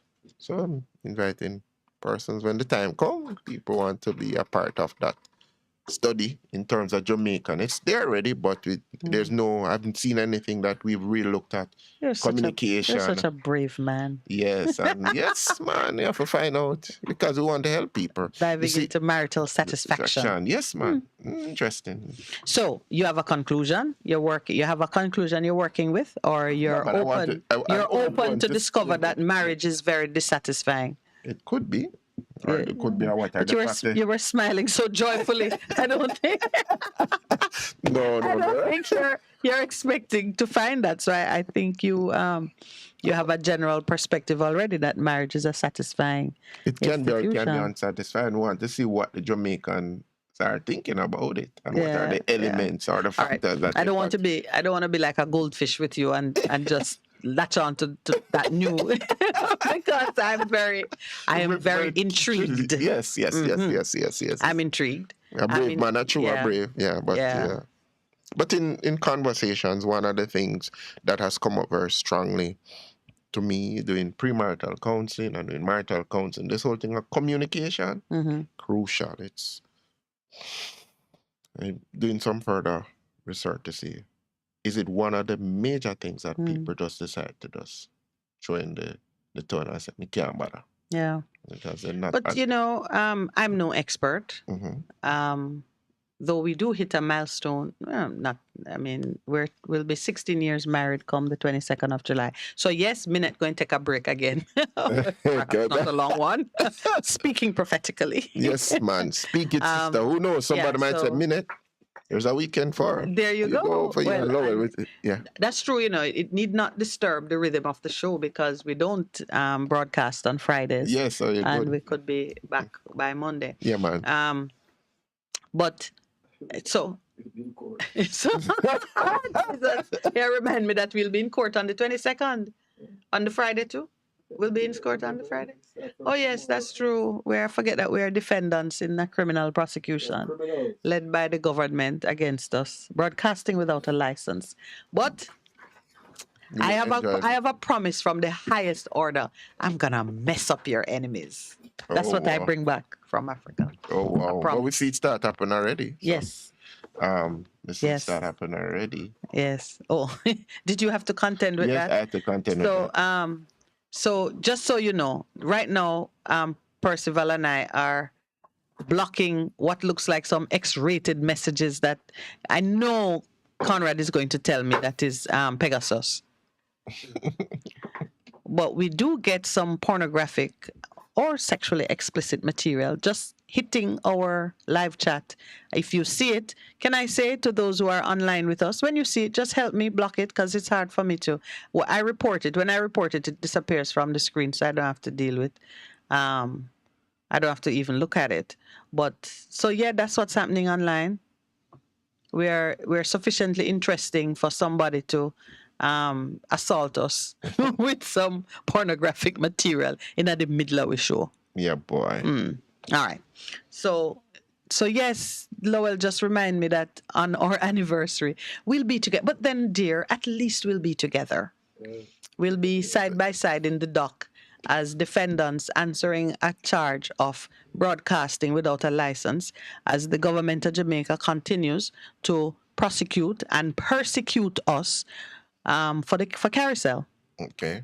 I would have thought that by now somebody would have seen that it makes no sense and that it is unwise to be harassing the anointed of God. But that wisdom don't dawn on anybody just yet.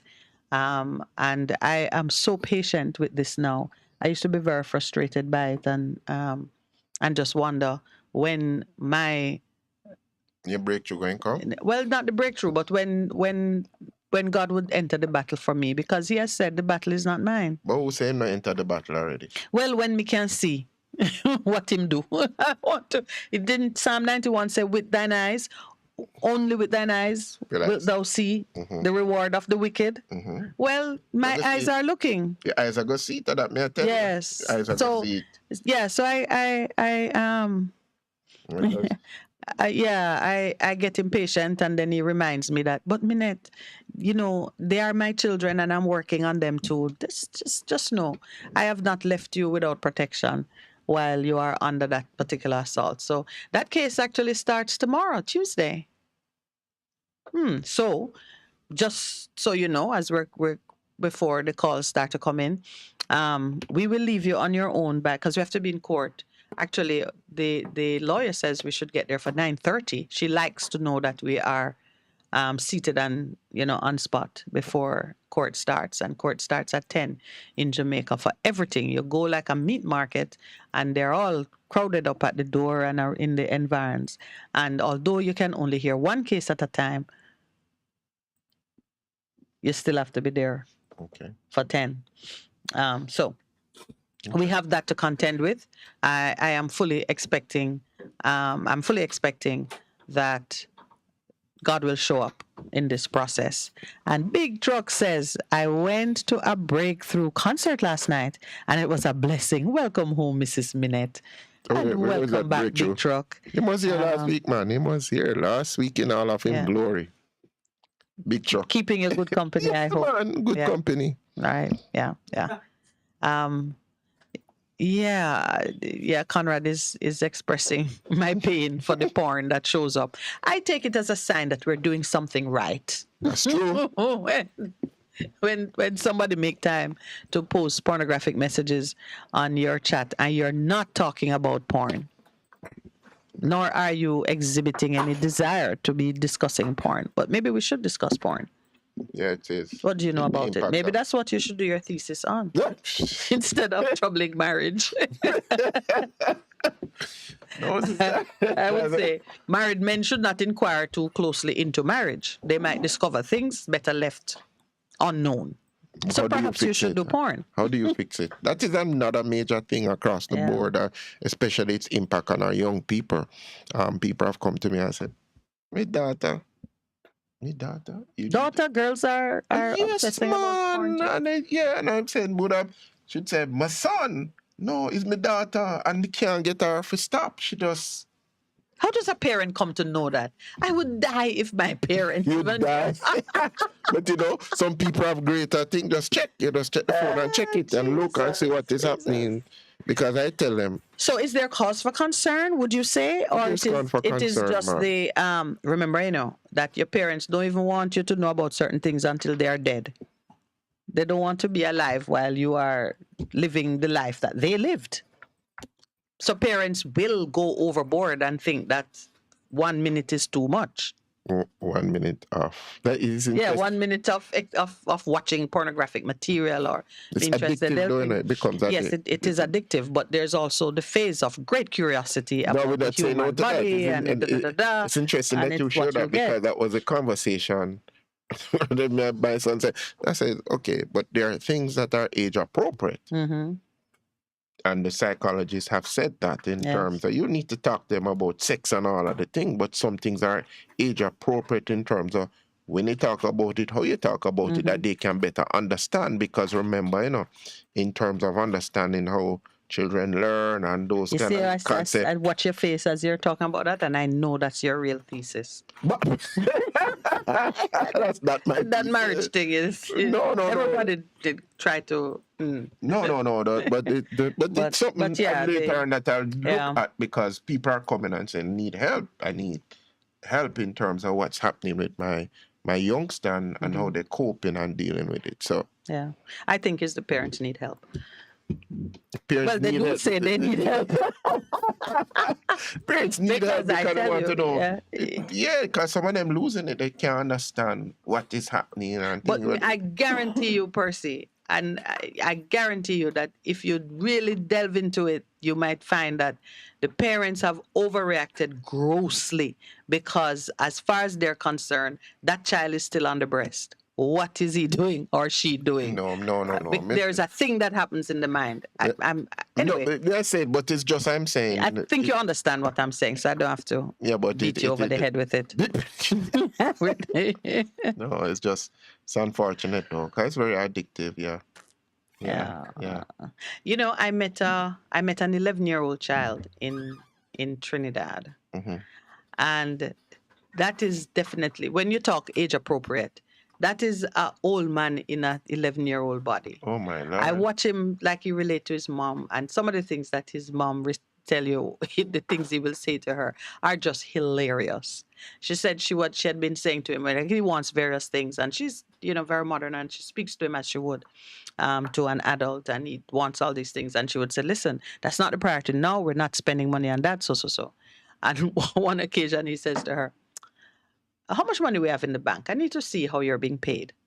Because maybe you need a second job. Do you need a second job?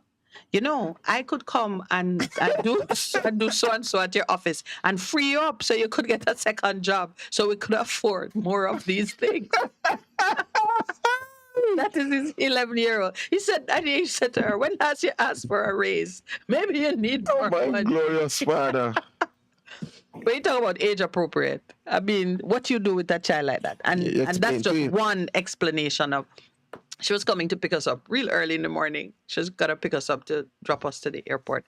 We got just such wonderful treatment everywhere we went. This is a friend that had been in Jamaica and it's not no friend that me talk to every day or anything, So we're going to pass through Trinidad, and I said to her, we're going to spend a day in Trinidad. She says, and she just laid out the red carpet. Wow. So she's going to pick us up early in the morning. Her son wakes up and said to her, oh, I wanted to come with you, but, still sleepy. So if you need anything, just call me. And she married, his father is there too. She said her husband was fast asleep when she was leaving. But the 11-year-old took the time to say, drive carefully. And if you need anything, call me. I'm like, what could you possibly need? An 11-year-old is your choice. But that's how he thinks. His mom is going out. He's an only child. You can see that. Yeah. His mom is going out. He's usually her handbag, I guess. And he's not coming for the ride. So he said, if you need anything, call me. Just the if you need anything, call me, give me. It does a laugh. And I say, what in the name? But you get that because, and I guess it's how you deal with your children. Thank you. That's the point I was making. You deal with them and you open things. So age appropriate has different meanings depending on your child and so on. And the relationship that you have. Because that became important. While you were away, I went down to Denham Town and I spoke to the parents. Yes, I spoke to the parents. Yeah, about communication, interestingly. It was a good time. That's nice. I had a wonderful time with my friend Ralston McLaren, Yes. And I met the principal and I met Inspector. So you mean I need to go away more often? Johnson, and she was hilarious. Did you get that part? I need to go away more often you can have more exciting adventures. Oh, some have exciting adventures. So by the time I'm not tell about it, but that's how it is. But they seem all right. Well, then you're keeping secret.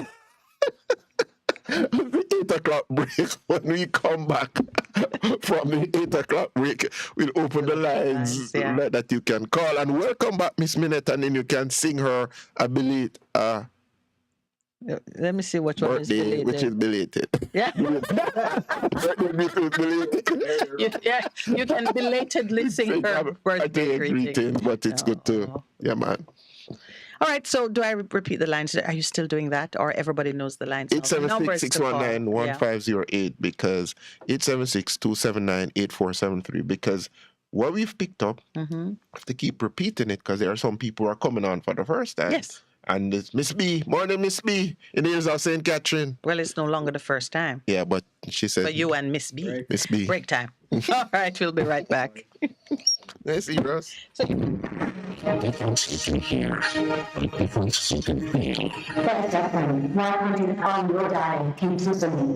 I'm WS with the BBC News. Scientists in Europe are warning that what they call a staggering amount of land in the European Union and Britain is suffering from drought. About half of the territory is subject to warnings or alerts. European Commission scientists say water and heat stress is driving down crop yields and affecting hydroelectric power generation. It comes as parts of Western Europe are experiencing a heatwave that threatens to break records in Britain and France. Professor Penny Endersby is the chief executive of the Met Office in London. These temperatures are unattainable in the UK without climate change. They just don't appear in the ensembles at all. They're still there, but by 2100 we're expecting them to be anywhere between 1 in 15 and 1 in 3 years, depending on the emissions pathways we take between now and then.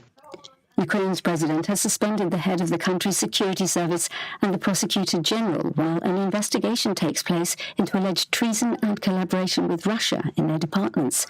Officials have clarified that the two had not been sacked as originally reported, but have had their powers suspended. Here's Frank Gardner. These suspensions, I think, will be greeted with glee in Moscow and a certain amount of concern in Ukraine, because this is bad news for Ukraine. It shows that their house needed putting in order. The numbers are quite big. I mean, they're talking about 60 officials from two organizations, the Domestic Intelligence Agency and the Prosecutor General's Office, accused of working as collaborators with the Russian invading forces in the areas that the Russians have conquered. Some of these people may well have been coerced into collaborating. We simply don't know the details. Ukraine says 2 Russian missiles have hit a military target outside the southern port of Odessa, and another has struck a bridge across the Dniester estuary. A 4th was shot down over the Black Sea. Officials say there are no casualties and the fire at the military facility is under control. In the eastern region of Donetsk, emergency services said Russian shelling had destroyed a building, killing 6 people in the town of Toretsk. Sri Lanka's acting president, Ranil Wickremesinghe, has said the country's negotiations with the International Monetary Fund over an emergency bailout are nearing conclusion. There's been no comment from the IMF, and Barasaneti Rajan reports from Colombo. Sri Lanka needs an emergency loan from the International Monetary Fund to tackle its worst economic crisis in decades. A first direct meeting concluded in Colombo last month, and the acting president's optimism that a deal could be close may come as a surprise to many. Generally, it takes months to strike an agreement, and the IMF said Sri Lanka needed to stamp out corruption and raise taxes to rescue its economy. The island, however, desperately needs foreign currency to import fuel, food and medicine. You're listening to the World News from the BBC. South Korea's Foreign Minister Park Jin is in Japan for talks aimed at improving ties between the two countries. It's the first such trip in 4 years. He'll discuss intelligence sharing with his Japanese counterpart, as well as a possible resolution of the issue of compensation for Koreans forced to work as labourers for Japanese firms in the Second World War. The Tanzanian government says a previously unknown disease that was reported in the south has now been identified as leptospirosis. It said health experts had carried out tests on samples from patients in the Lindi region. The health minister said the bacterial disease is transmitted from animals to humans. About 10% of people develop severe forms of leptospirosis. Around 5 to 10% of those cases are fatal. A British parliamentary committee has criticised the government's asylum policy, saying there was no evidence that sending migrants to Rwanda would deter people from crossing the channel in small boats. The British government insists the plan will stop such dangerous journeys. June Kelly reports. The chair of the Home Affairs Select Committee, Labour's Dame Diana Johnson, says radical new policies might make good headlines but do little to stop people crossing. She and her fellow MPs are calling on the government to seek an agreement with the French allowing processing facilities to be set up in France so that people can be assessed on the other side of the channel as to whether they are eligible to be admitted to the UK. An Egyptian official responsible for the Cairo metro system has been removed from his post after a scandal over allegedly plagiarized art at one of the network stations. Major General Essam Wali was dismissed as head of the National Authority for Tunnels after a huge wave of criticism over the murals, which a Russian artist claimed were a clear copy of his work. The designs by a young Egyptian artist have since been removed. BBC News. Sitting here, sitting here. Come in, my DJ, and give the people the information.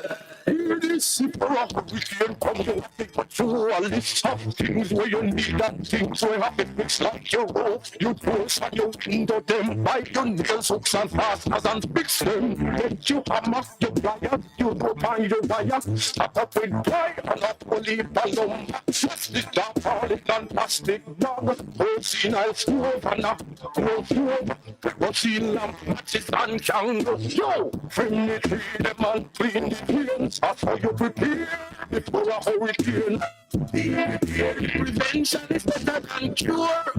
Better listen to our A message from the Office of Disaster Preparedness and Emergency Management.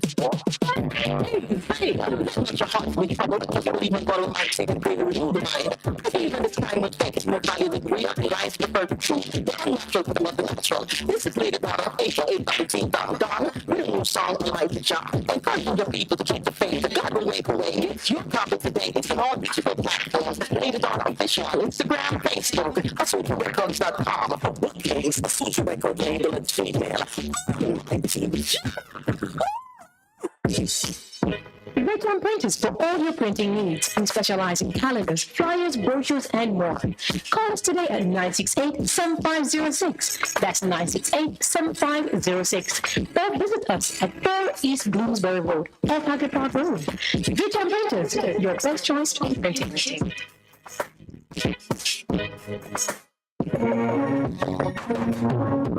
Looking to clean your vehicle super clean? 123 Clean Car Wash, located at 2 1/4 Osborne Road, Kingston 10. Entrance on Grove Road, below Tropical Battery. They wash and vacuum, undercarriage wash, engine wash, polish and compound, shampoo and detailing. Call them at 876-631-3400. 123 Clean Car Wash, the best in the business for a cleaner wash.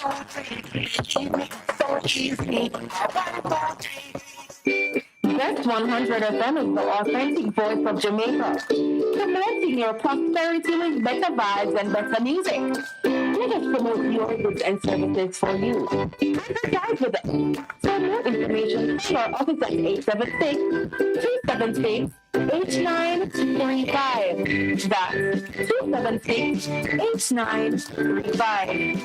Half a tree, 100, half a tree. Bossy. How you do I take taxi start? John, I want to tell you, say, 2 months now, my transmission mash up, and I check everybody and can't hear nothing positive. Yeah, you hear me? Yeah, wait all that time I shop around and never call the experts. Winters Auto have them. Them have over 35 years of experience and then diagnose your problem and get back your transmission brand new. For them service excellent and efficient. Trust me, man. Yeah, you hear me? Call them at 929-7040. Or go to them at 106 Maxfield Avenue, Kingston 13 and talk directly to the boss. Just tell them I'm me send you. You big star. Yeah, man, respect my boss. Waitress Office Repairs and Repairs, good afternoon. What a relief. The Morning Connection is not your usual talk show. We aim to stimulate discussion and chart new paths to self-empowerment. So please join us, Minette and Percy, on The Morning Connection, Mondays to Thursdays, 6 a.m. to 10 a.m. on Best 100 FM. It's good, it's better, but nothing beats.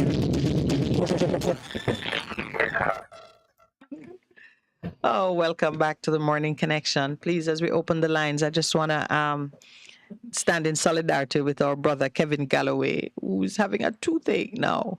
Of course, Kevin, I didn't know people still have toothache, but if you say so. But Oh, my niece is laughing. Well, there, and I tell him healing is his portion. Claim it. But then it was necessary to just add a few words. And I feel like sharing it with you that when people say, receive your healing or pursue healing, it's not to say that you wait for something supernatural to happen. Sometimes that's what you do when it is beyond known medical science. True. But other times it just means that you must align your actions with your belief that you can get relief. True. So you step out and you do what needs That's to be what done. faith is about. So my brother, don't sit with the pain. Consider what actions are necessary, and take care of it, so that you can be relieved of it. And the reason I said, do people still have toothache, is because there's so much now known about how you can care for your teeth, or you can prevent and handle pain. And it's not God's will that anybody should accept or live in pain. So I really do hope you feel better. Good morning. Welcome to the Morning Connection. Good morning and welcome to the Morning Connection. Good morning. Good morning. How are you, my brother? Hi, Wayne. Good enough. Your queen come back, bossy. Yeah, queen. Two things me have against you. What is the first one? First one, you go before your birthday, shall wait till your birthday pass and you go on vacation. Next year I'll fix that. Well, I want me to see next year. Next thing. Yes. You go away, and not even call in the program one time and say, bless up my family. But weren't you watching online?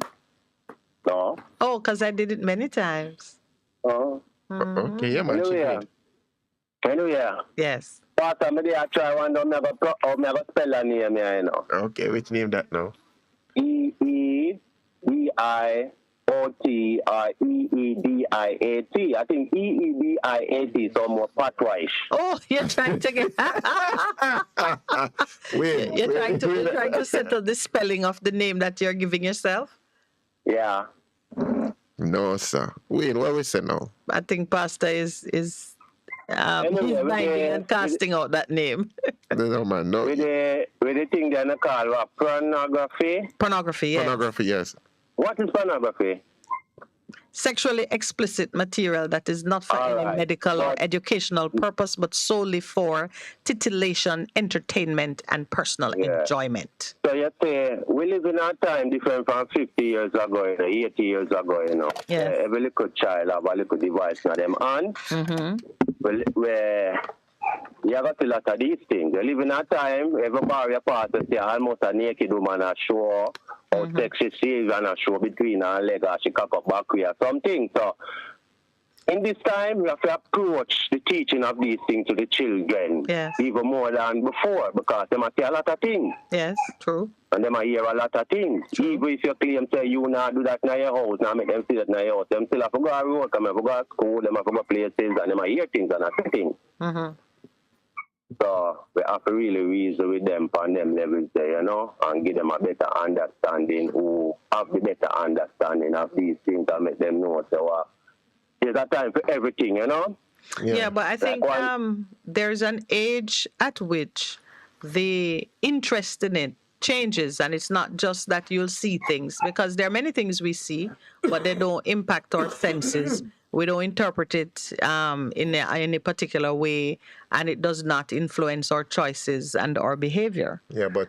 So I think we have to take into account that there's an age at which the level of curiosity and the interest in it, because remember now, we're talking about material that now becomes of interest to an individual for personal enjoyment, or and that is the concern that Pastor was addressing. The age appropriate. Let me share something. I was in a forum, I say, Wayne, and the person wasn't sharing because how they work, and they're saying they were getting complaints at the basic school level where children were openly within the classroom doing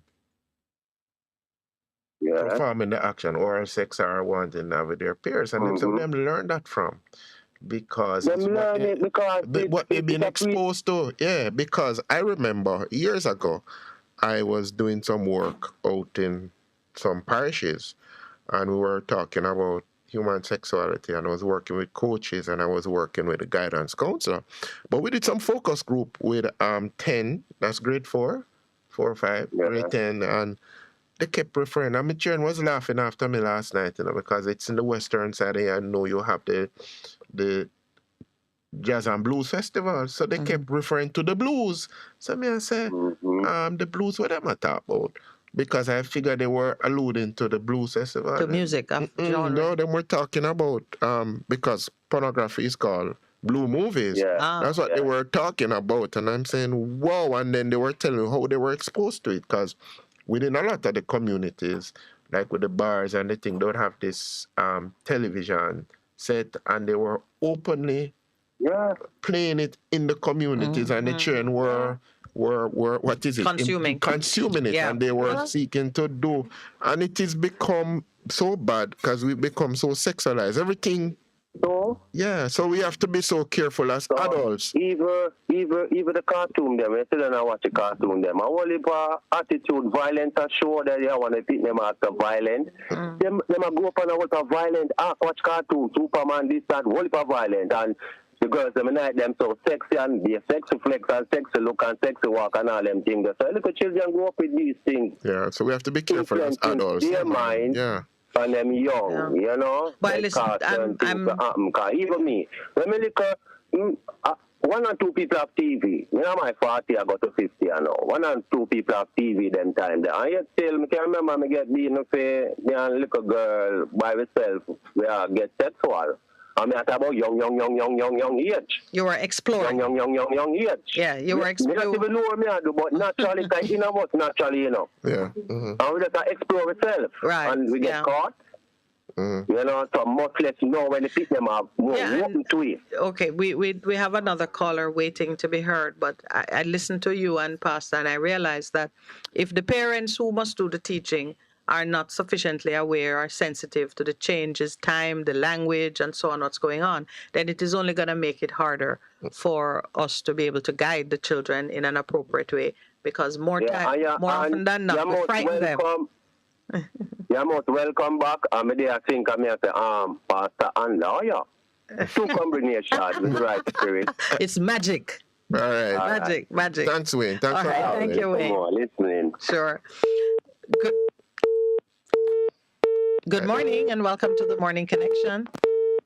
Blessed morning. Good morning, sir. How are you? Sir. I'm pretty fine. Give thanks to the night protection and morning uprising. All right.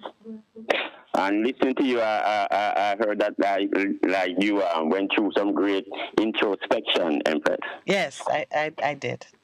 Okay. The first thing, my first question, how much rats you meditate while you were there? How much what? Rats. Come on, you meditate while you were there in Africa. Oh, let's see. Not many, you know. I should have met one particular brother who is from Jamaica, and he was traveling, and when he was passing through the province where I was, the times didn't line up.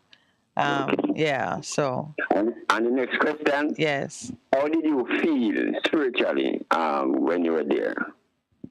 Absolutely connected. Okay. I mean, I honestly, there was a point when I said, I don't want to leave. Come back. There was a point when I said that, but I will, you had to I will return. Yeah. Let me tell you my Jamaica story. Yes. My brother-in-law has an oil company in New York, right? So naturally, delivering oil. And one night, this princess, Empress, I won't call her girl. Her name was Belle Smith. She controversial, like Muta controversial, not Jamaica. She very black conscious. And she came on the air one night and said, anyone who is black conscious and who want to see what she saw that blew her mind should come to a particular address in a Queens, Rockaway Boulevard and Bell Parkway, and come see. So I still had a few deliveries. So I asked Brian to do them for me because I'd love to go see. You want to go see? Blew her mind, yes. What was it that blew her mind, Empress? She took her radio with her producer and everything and went to Palestine. Mm-hmm. All I was doing was my smile. You could have looked at my head back and see my smile. All I was doing was be smiling. Because what blew her mind was she did not know that they were black Palestinians. Okay. And when she put the camera on them now, them a complain to her, say, Arafat and Assad and them brown skinned people are fraud. The people them when I put up on the TV and say are fraud. Them, you know, and there's no land farm and her name Israel. Jacob then changed the name to Israel. And we are his children, so Israel have flesh and blood. I don't know land. Okay. And them people need to go back to the Caucasus Mountains where they come from. Okay. You understand? All right. You hear what blew her mind now, Honorable Empress and Brethren? Yes. Among the black Palestinians, then were priests. Uh-huh. Oh, you knew that they were priests. Every priest had a garden on his roof. So you know that a priest lived there. Uh-huh. What blew her mind was when she went into each bar none priest's house, and in their living room, on their wall, was a framed picture of Marcus Mosiah Garvey. Every one of the people. You was a framed picture of Marcus Mosiah Garvey on the wall. Yes. It blew her mind. She couldn't believe it. Did you say she was a Jamaican or just? No.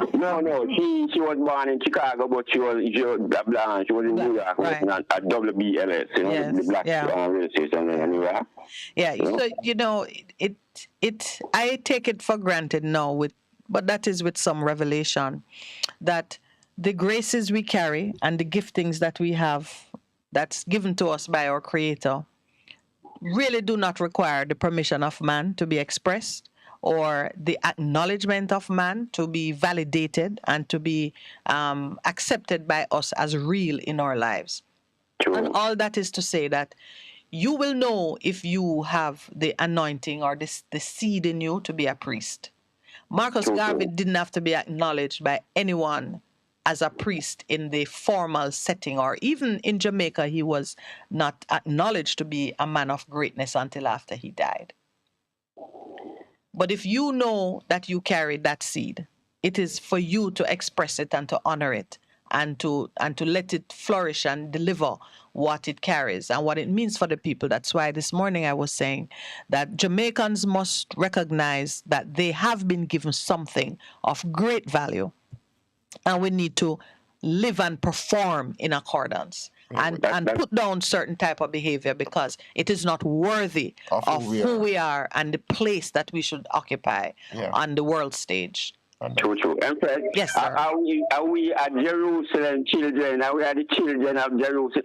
Empress, no one can praise God like us. No one can curse God like how we eat. Yeah, absolutely true on both points. Yes. And before I leave, one more before I go, you see children, Empress? Yes. Some parents making the mistake that when a child asks you a question, answer the child. It's because they're ready to learn why they have asked. Yes. Yeah, that's important. Very well said. Rightly. Yeah, man. Understand? And the next thing again too, I'm never reveal it, but when you are young, when a chicken egg hatch, 7-8 months before you can eat that. Them chicken, I know when it at 3 weeks, them can stand up good. But listen to me, I want you to bear in mind that some of them don't hatch. Yeah. Some don't come out of egg.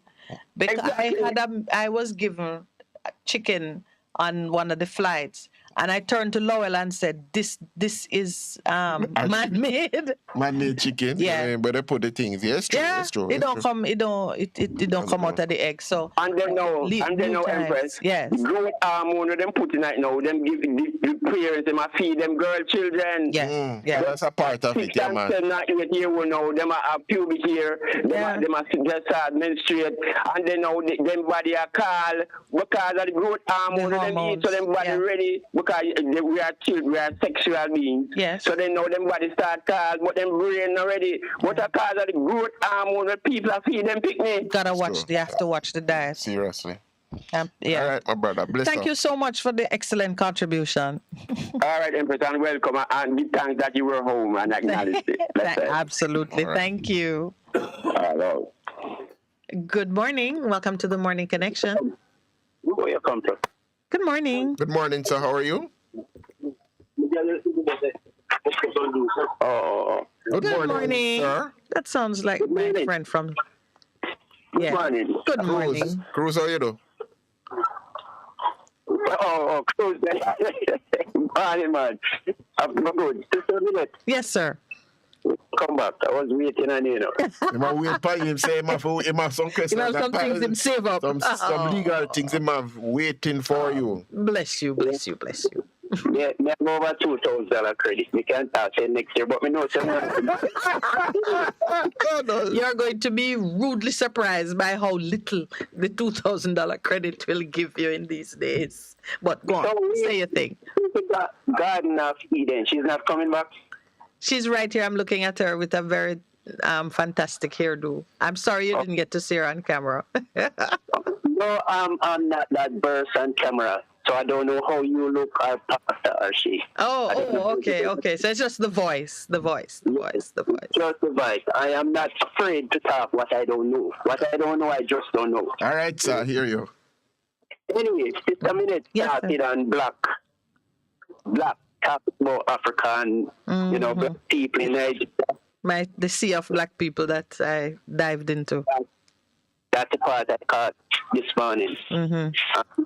When I was on the, people always talk about the farmer, but there's so many stories and memories about the farmer. That's your life, and that's where your stories come from. So. And I was on the farm. There was this guy from Portland. When I told him I came from St. Elizabeth, he said it's a lie. It's a lie, me I tell. Why? What? Yes. In Tapia, brown people come from St. Elizabeth. Ah. You get what I say? I do. You know why that is though? Because a do. German town and them things there. Yeah, but it's not the why of it. He's linking it to my experience of being in a place with all black people, but Jamaica having so many stripes that a person could end up with a belief like that. Mm-hmm. There's a color that we call St. Elizabeth red. Mm-hmm. What caused that, most of the people that used to sell back in the days, the 60s coming up, mm-hmm. they were the one that used to drive to town and that you would see. Yes, sir. Brown. I understand that. So I have to try hard to convince the guy, say, no, man, not St. Elizabeth. Tell me no. Which part of St. Elizabeth? You must say, near to the border. No, but where the black people live. But you guys speak differently. Every parish has its own shade of brown. Not shade of brown, shade of how we speak the language though. Where Ben come from? Yeah, but I can tell you the worst talk I hear in this country is the people in front town. But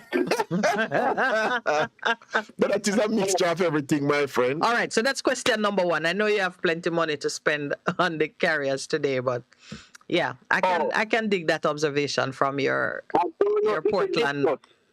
Before I start to listen. Big youth son, what do you think about what he said?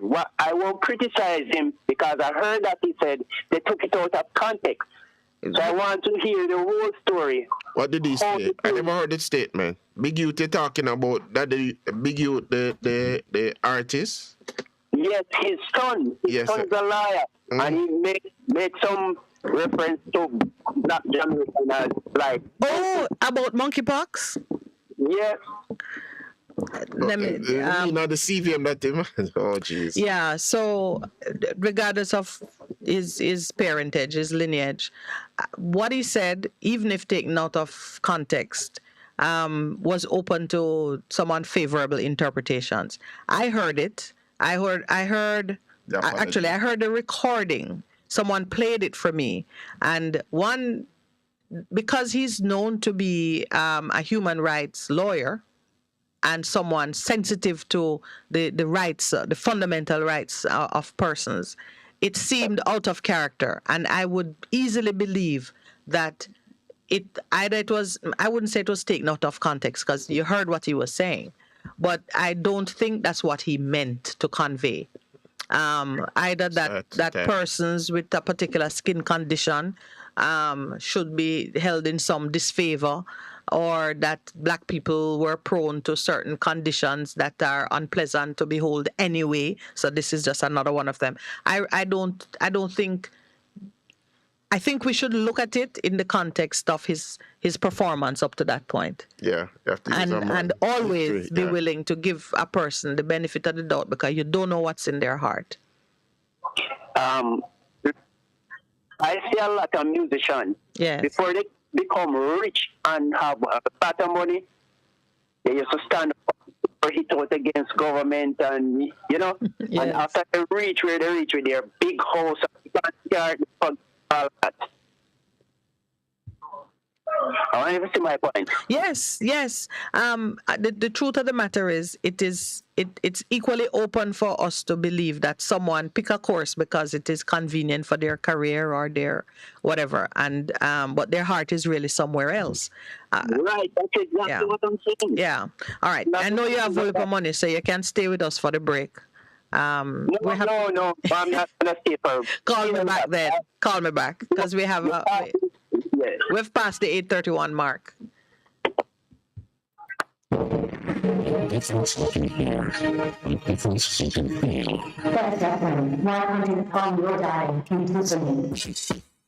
Veteran Printers for all your printing needs and specialize in calendars, flyers, brochures, and more.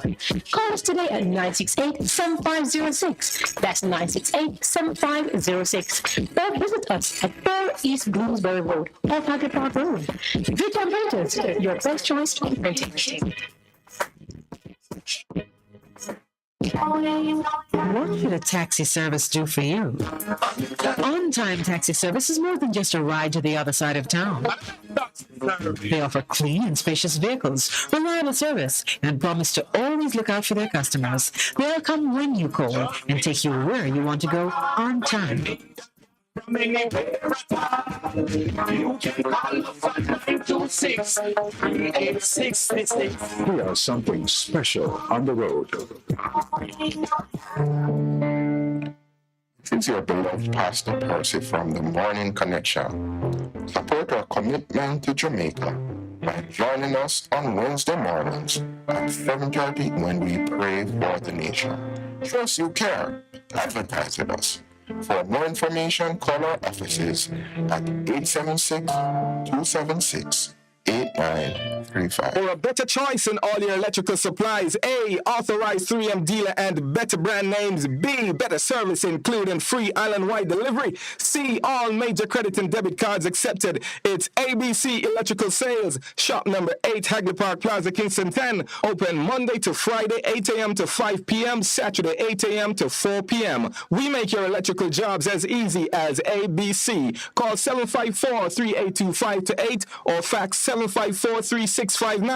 ABC Electrical Sales, for a better choice. The Morning Connection is not your usual talk show. We aim to stimulate discussion and chart new paths to self-empowerment. So please join us, Minette and Percy, on The Morning Connection, Mondays to Thursdays, 6 a.m. to 10 a.m. on Best 100 FM. It's good, it's better, but nothing beats.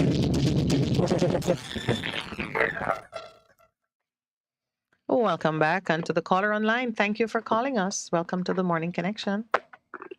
Morning. Good morning, sir. This sounds like a new voice. How are you? No, man, it's a regular. Is it a regular one? It's the regular voice sounding new. Get addicted to the program now. I know. There's no cure for it. There is no cure for it. Let me just tell you. So, divine healing. How are you? And not bad. I didn't really unfair because I used to listen to other programs in the morning, and you would just take me away like that, you know, without any regard. Oh no! Oh yes, yes.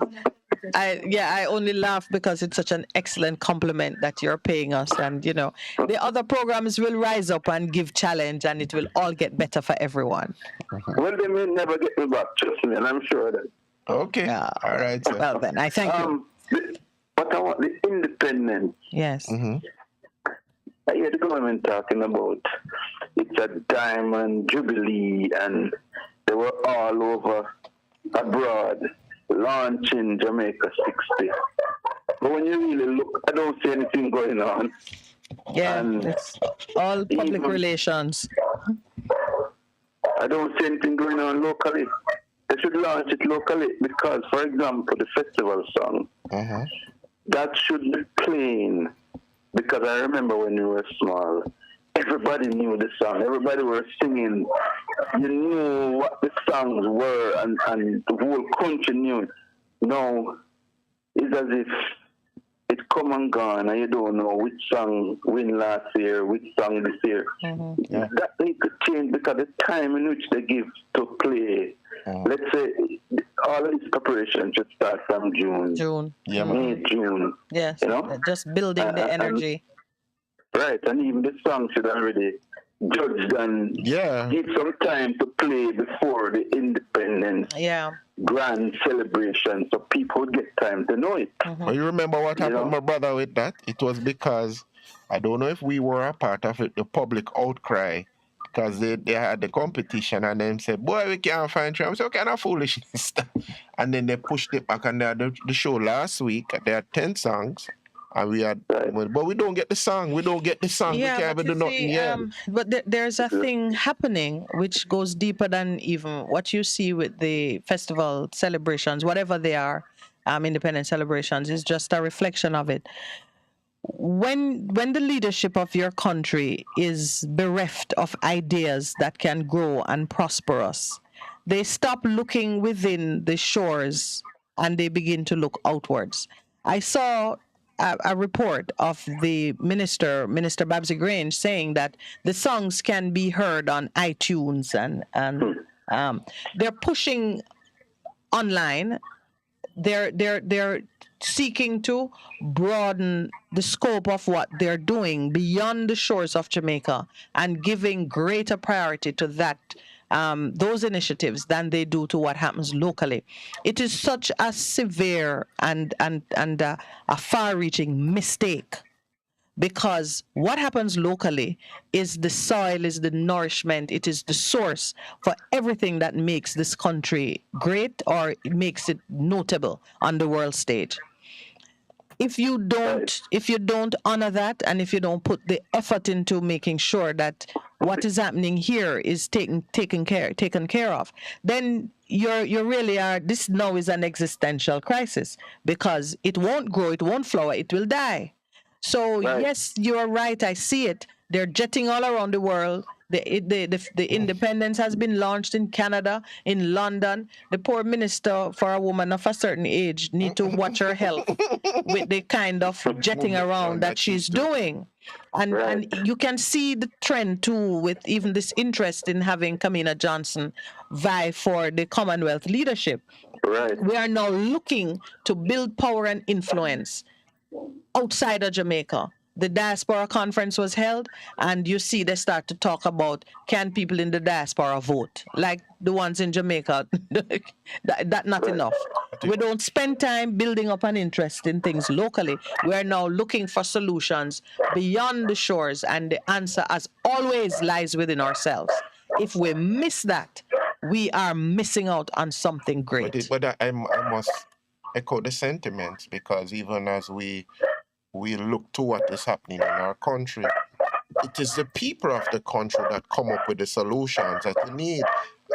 Somebody says it is in the ordinary people of Jamaica that all of the solutions that we need to move forward are present with us. And then another gentleman, as he talk about the diaspora, I saw an article that he wrote in the Observer, and him say, we don't want to vote, because him say people miss this, because if you're going to vote in the States, and a lot of people, him say you have to be there in order to vote. It's not something, so him say, let us work on the things that we can work on in terms of moving it forward. And I was trying to see if we could get him on 9. He has an email, he wrote an article, and asked him come talk about it, because his arguments were very sound and credible in terms of how we can make an input. But him say we don't need the vote, because if we have a vote, we have to come live here. So we're not giving. Him just throw that out already. So thank you. You see, regards to taking the music online with the iTunes, the festival song is really a homegrown. Yes, it is. Like the bandana, it's something like that. And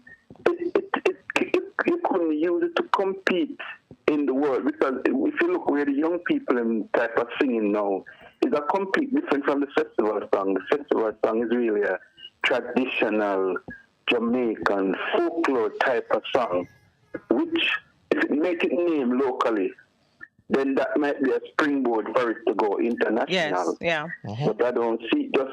But you see, remember, I mean, even as I raised it recognizing that the thinking behind that strategy is not based on sound logic, or it is based on the desperation that we are seeing in places of authority where they just don't know what else to do. So, you know what? I'm not able to pull anything out of my own people. Let me go to the international market where there's an appeal and desire and a demand for things Jamaican, and just see if it catches. You know, right now there are more Jamaicans and people of Jamaican descent living outside of Jamaica than in Jamaica.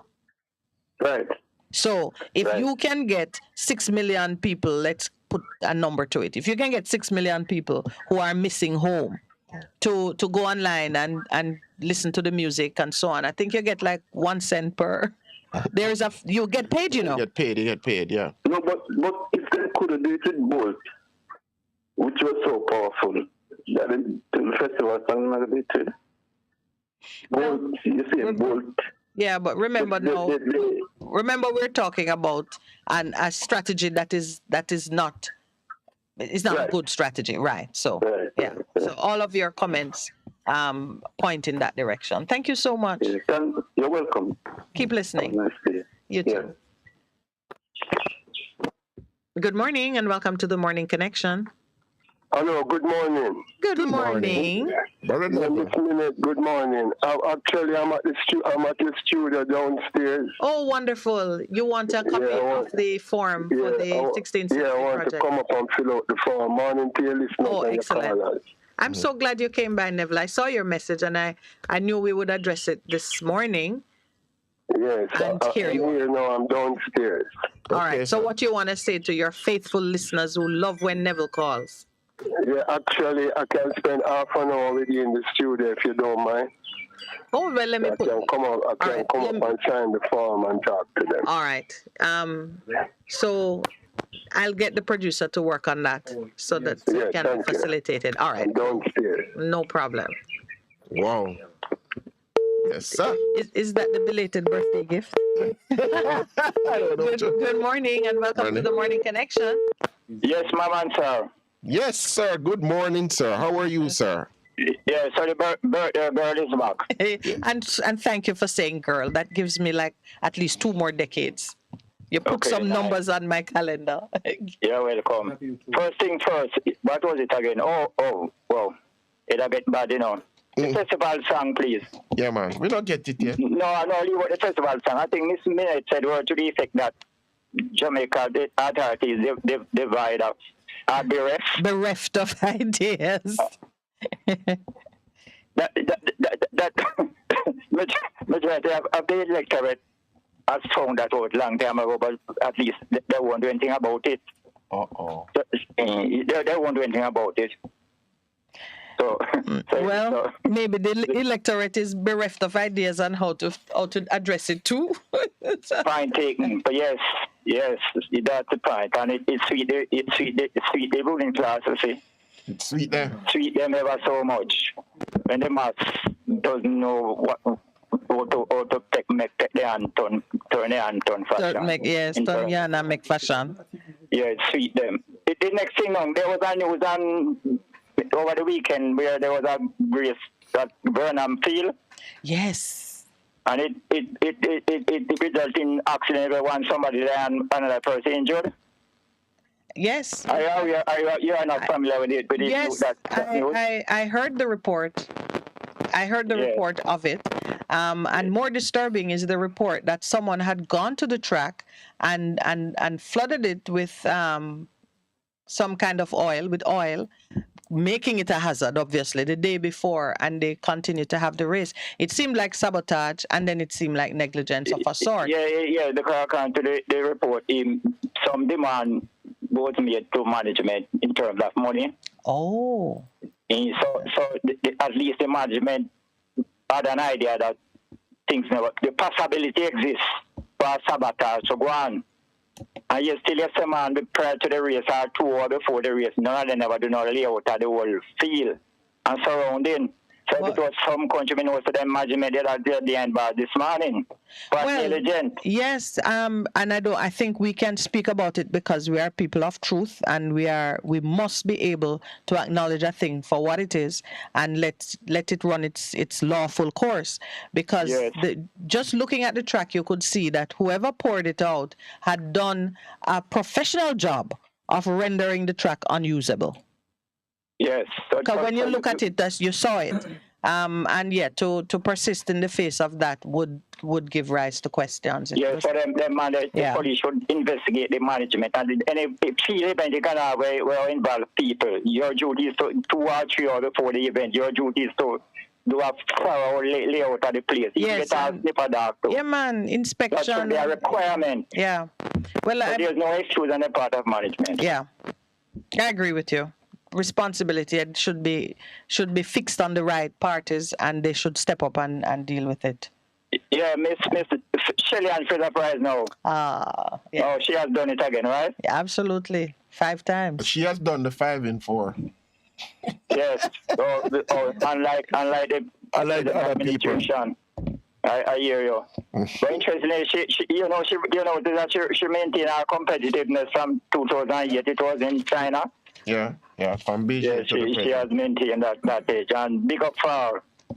And big up to everybody else. We really acknowledge. Yeah, and the other two, because the other 2 young lady come in second and third behind her, if I'm not mistaken, Jamaican, if I'm not mistaken. Okay, yeah, man, they did. So we got 1, 2, 3. So it's the third time, 2 times at the Olympics and 1 time at the World Championship. Oh, okay. You may. Last time we got at Beijing, we got. Yeah. 2 of our girls tied second. Yeah, 1, 2. America was protesting that they should get the third or something like that. Yeah, man, right, yeah. Anyway, big up. All right. Talk next time. Thank you so much. Thank you for calling, my friend. Yeah, you're welcome. Good morning and welcome to the Morning Connection. Africa love, my sister. Africa love. Good morning. Good morning. Boy, Ras Kremlin, I have to big up to some of my friends over the weekend. Yeah? Yeah, man. I appreciate that, my brother. And then now, I'm glad to hear Sister Minute Vice again rolling like a thunder in the street. Come back refreshed and renewed from the motherland. Excessive energy, But Miss Sister Minute. Yes, sir. Yeah, you say something this morning that God gave people land. Yes. When you create man, land was for man. Oh, yes. Yes. In fact, he created the land first. And then give it to her and say, you go run it for me on my behalf. He didn't put us here now and then try to figure out what to do with us. He made it We first. weren't floating about in space. He made land first. Right. And today, we end up with some people who have authority, who have received a mandate from the people of Jamaica. Yes. To be prime ministers and opposition leaders. Well, man is not God, according to what man is doing now. Yeah. Because if man was doing, if these politicians was doing what God has been done for man, then man could see how great, man is. Yeah. True. While some of these guys have thousands of acres for themselves. Yeah, man. There are people who don't have a place to put down them foot and them children. And some people have to be living on the roads. Some people have to live on a phone call. Yeah. You know what I mean? And all of these things. And when we do make houses for them, because I just remember the matchboxes that are being put up along the highway. When we say we're going to make homes so people can have a place, we make something that is detestable, something that we wouldn't live in. It should be a requirement that developers should live in the houses that they build for at least a month or 2. You should have to do a model unit and live in it. The model unit, but and live in it. And live in it. Should have to live in it. Move your family into it. Yeah, they should be a model for what they have created for people. Yeah. You know what I mean? To feel the pangs that people feel in what they create. And it is so expensive. Yeah. You know what I mean?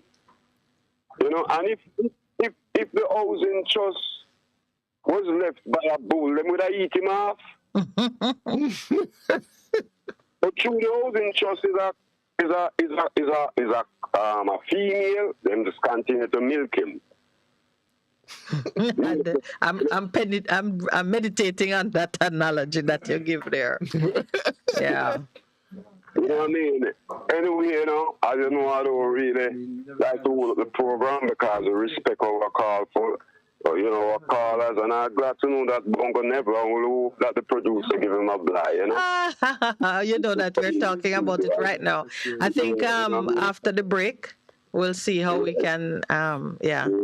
Right, sister. So, sister, you continue. Thank you very much. And Bongo Percy, well, you have a challenge for the last 2 weeks, but you stand up as a man. Aye. Because I'm a man, boss. I'm a man. Stand up, man. I'm proud of you, man. Right, because them believe that you couldn't do it without minute. Okay. Who believe that? Some of them.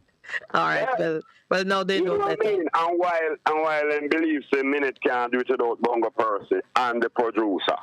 Aye. Yeah. You know what I mean? It's a team. Brother go and keep up the good work and keep SFM better best. Better best. All right. I love that. Thank you. My brother and the producer go on to the producer good work. Man, you're getting love from Rascal. You know? All right. Thank you. It's appreciated. Africa love. Praise his lion. All right. Good morning. Welcome to the Morning Connection. Hi. Good morning. Good morning. Good morning, sir. How are you, sir? I'm good, man. Nice to hear the lady's voice again, man. Thank you. But there's another lady there too, and she had a lovely voice that you call. Yeah, where's that lady? I was listening to both of them, but I was listening a week and a half now. I didn't call, I was just listening. Yeah. Yeah, man. So. Yeah, man. The accident that happened down by the Burnham Field. Mm-hmm. Those things are just showing us this country God that we in this country are for safety, All around this country,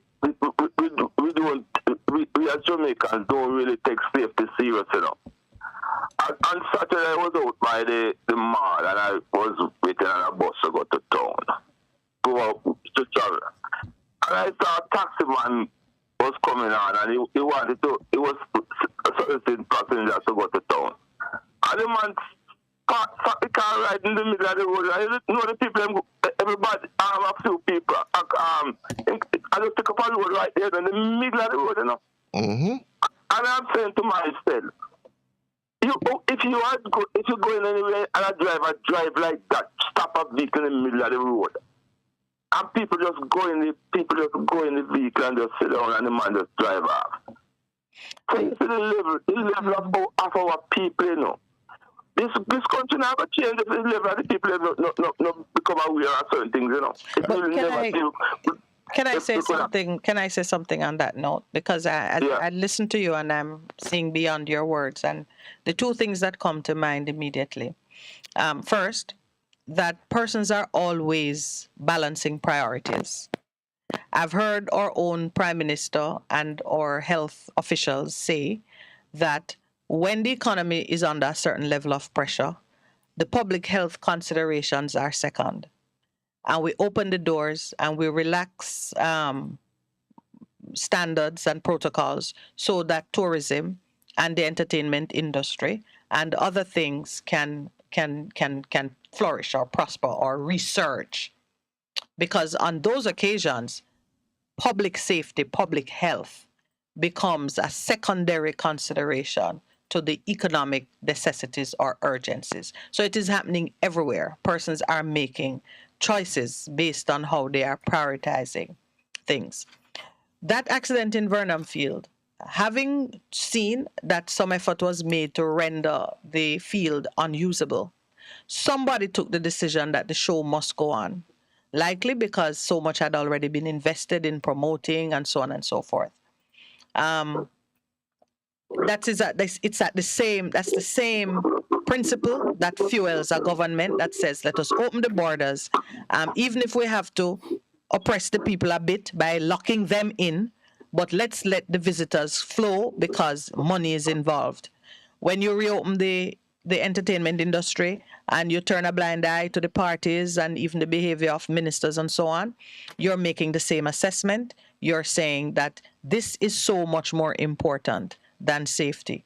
So Yeah, I hear what you're saying now, but what I'm saying now, there were no barriers. No barriers were erected on those places where people just stand up right at the side of the road.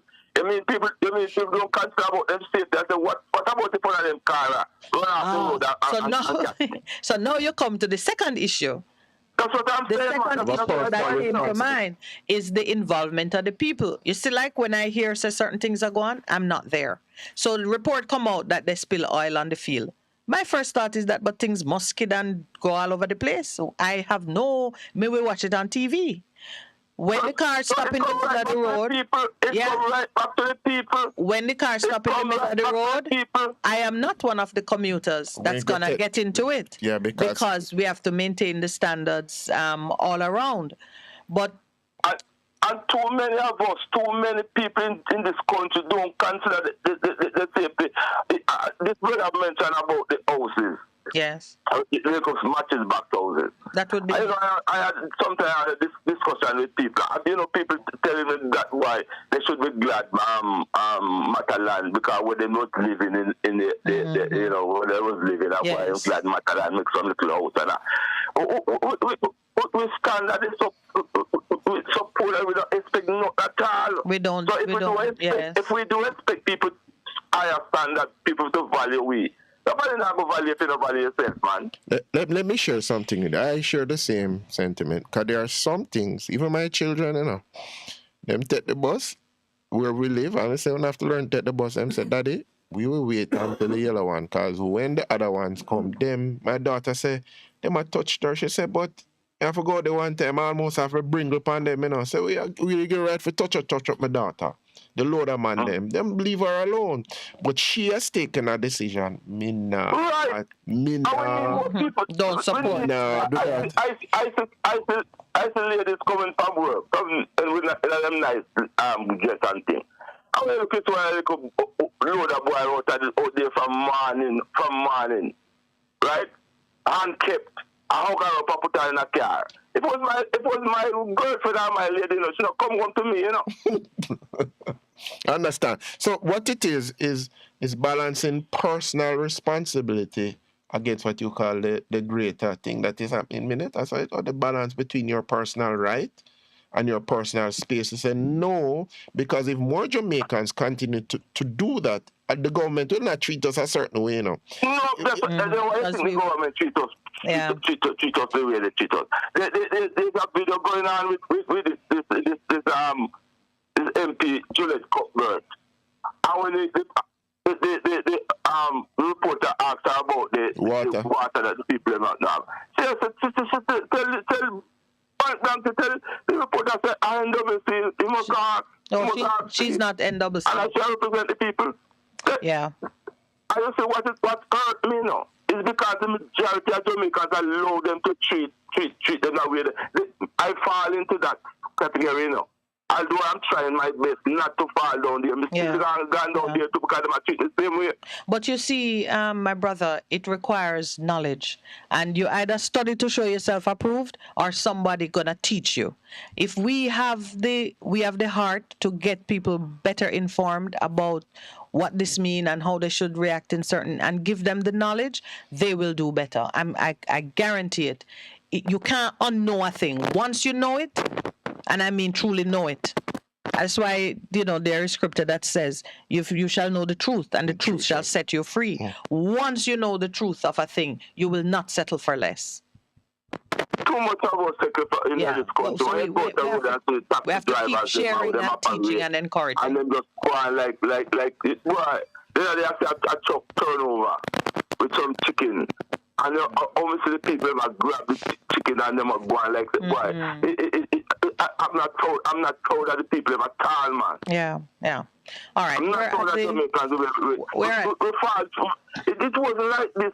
It wasn't like this. When I was growing up as a youngster, Jamaicans wasn't like this, man. Maybe they were less hungry and less wise to certain ways of the world. We got to take the break now. It's 9 a.m. and I have your fellow parishioner, Neville, in the lobby. Let me hear him. Okay, all right. So, you have a good day. Take care. Thank you very much.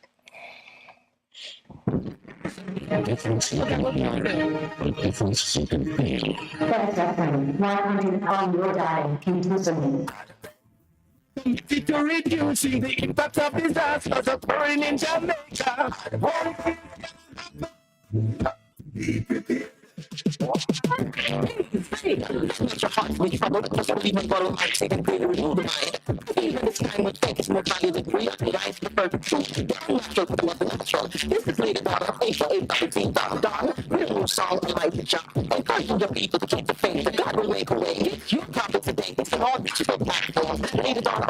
Instagram, Facebook,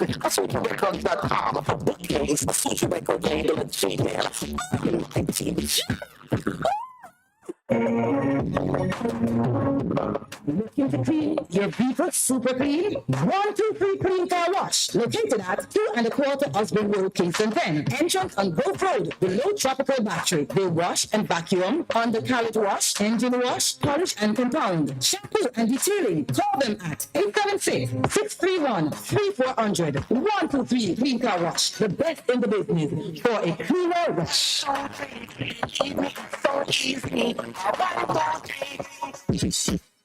Wickham Printers for all your printing needs. We specialize in calendars, flyers, brochures, and more. Call us today at 968-7506. That's 968-7506. Or visit us at 4 East Bloomsbury Road, off Haggard Park Road.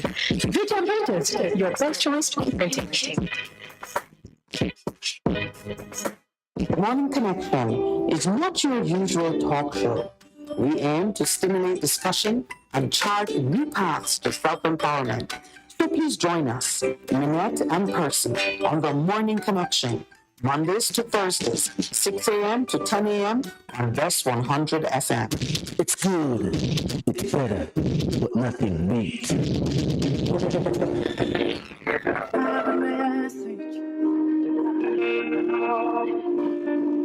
Congratulations.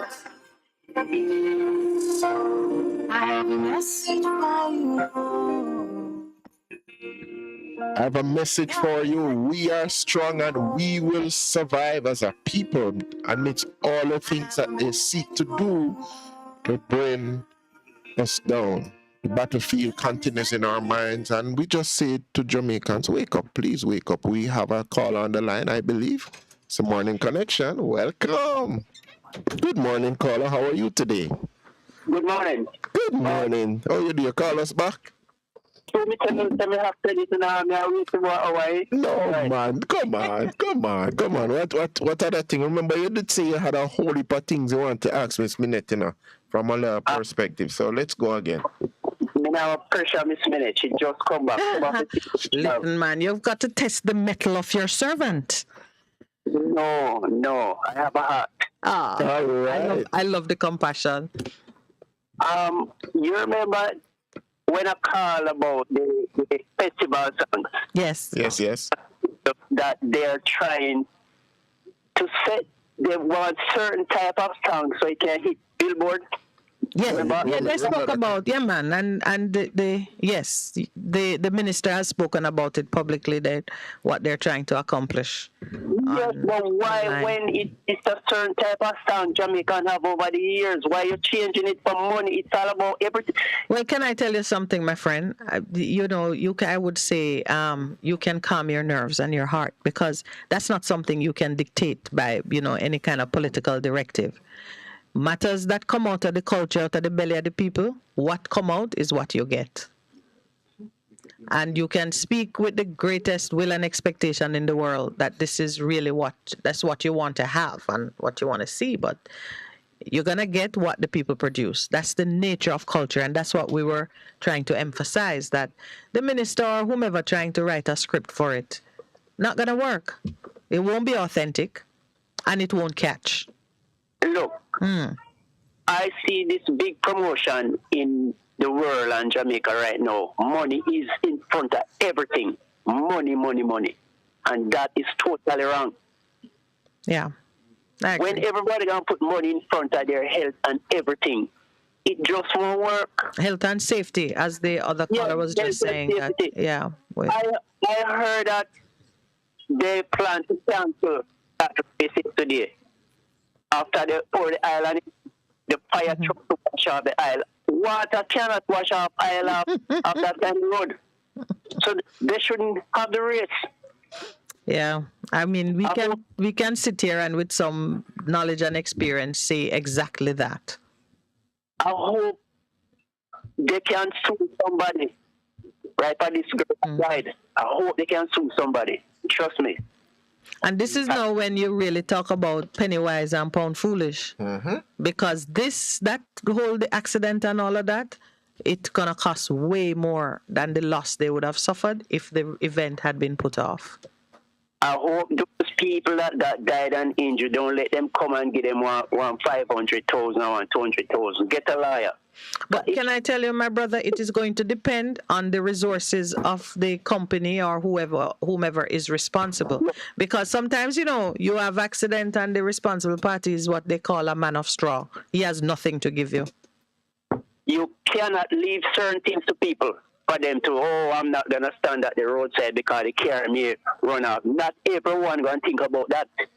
But the freedom of movement and just your own personal liberties shouldn't put you under that pressure where you are now you can't even use the public roadways or maybe you can't even go to a certain event because you cannot trust that people have observed the right standards. That now we talk about, that would be the death of things, because it means you couldn't even go into a restaurant and order a meal because you'd have to be worried that the rats are in the place and the food not cooked good and you're gonna get sick.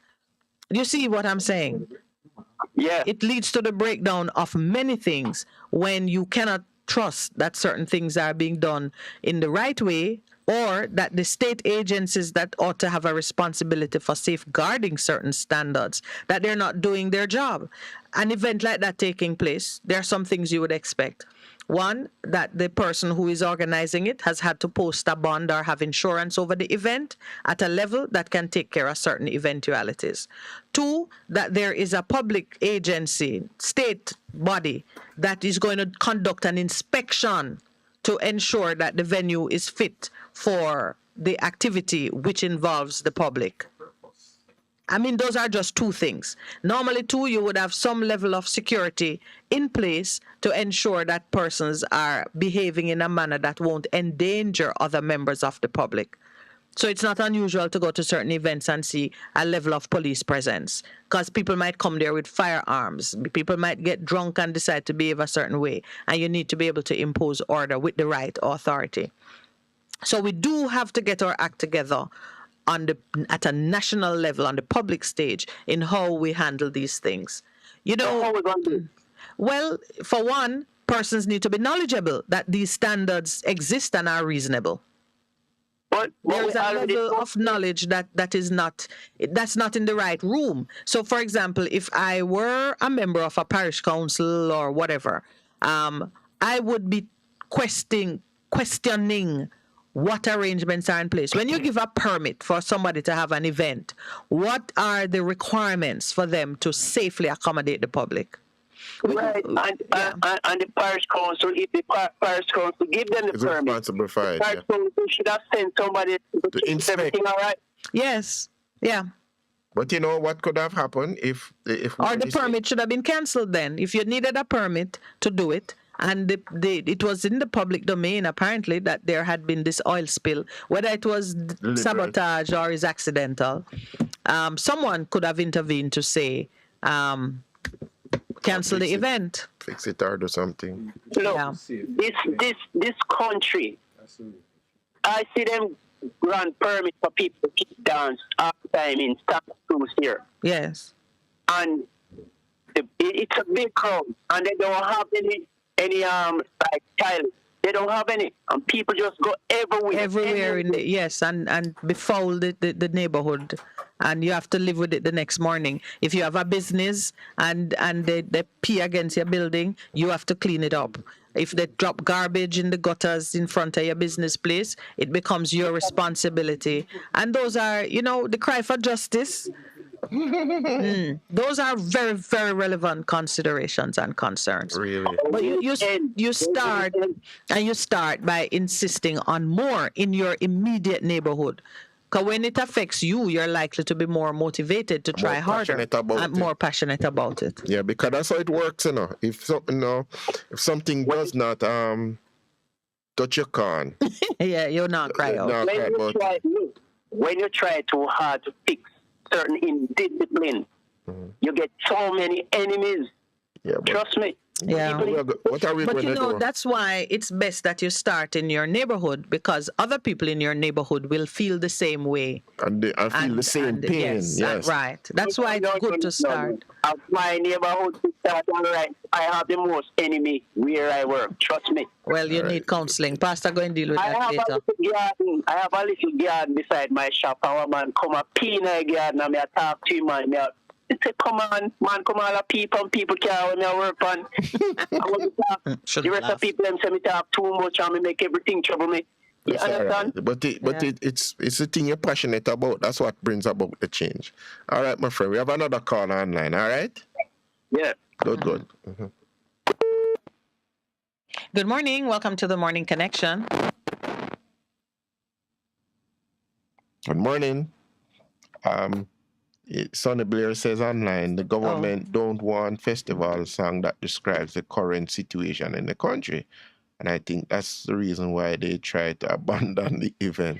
Yeah, that's a fair comment, yes, actually. Yeah. That crossed my mind too. Good morning. Welcome to the Morning Connection. Morning. Good morning, my brother. How are you doing? Welcome back. Thank you very much. Welcome to the Morning Connection. Big up yourself, Pastor. You all right, my brother? You good?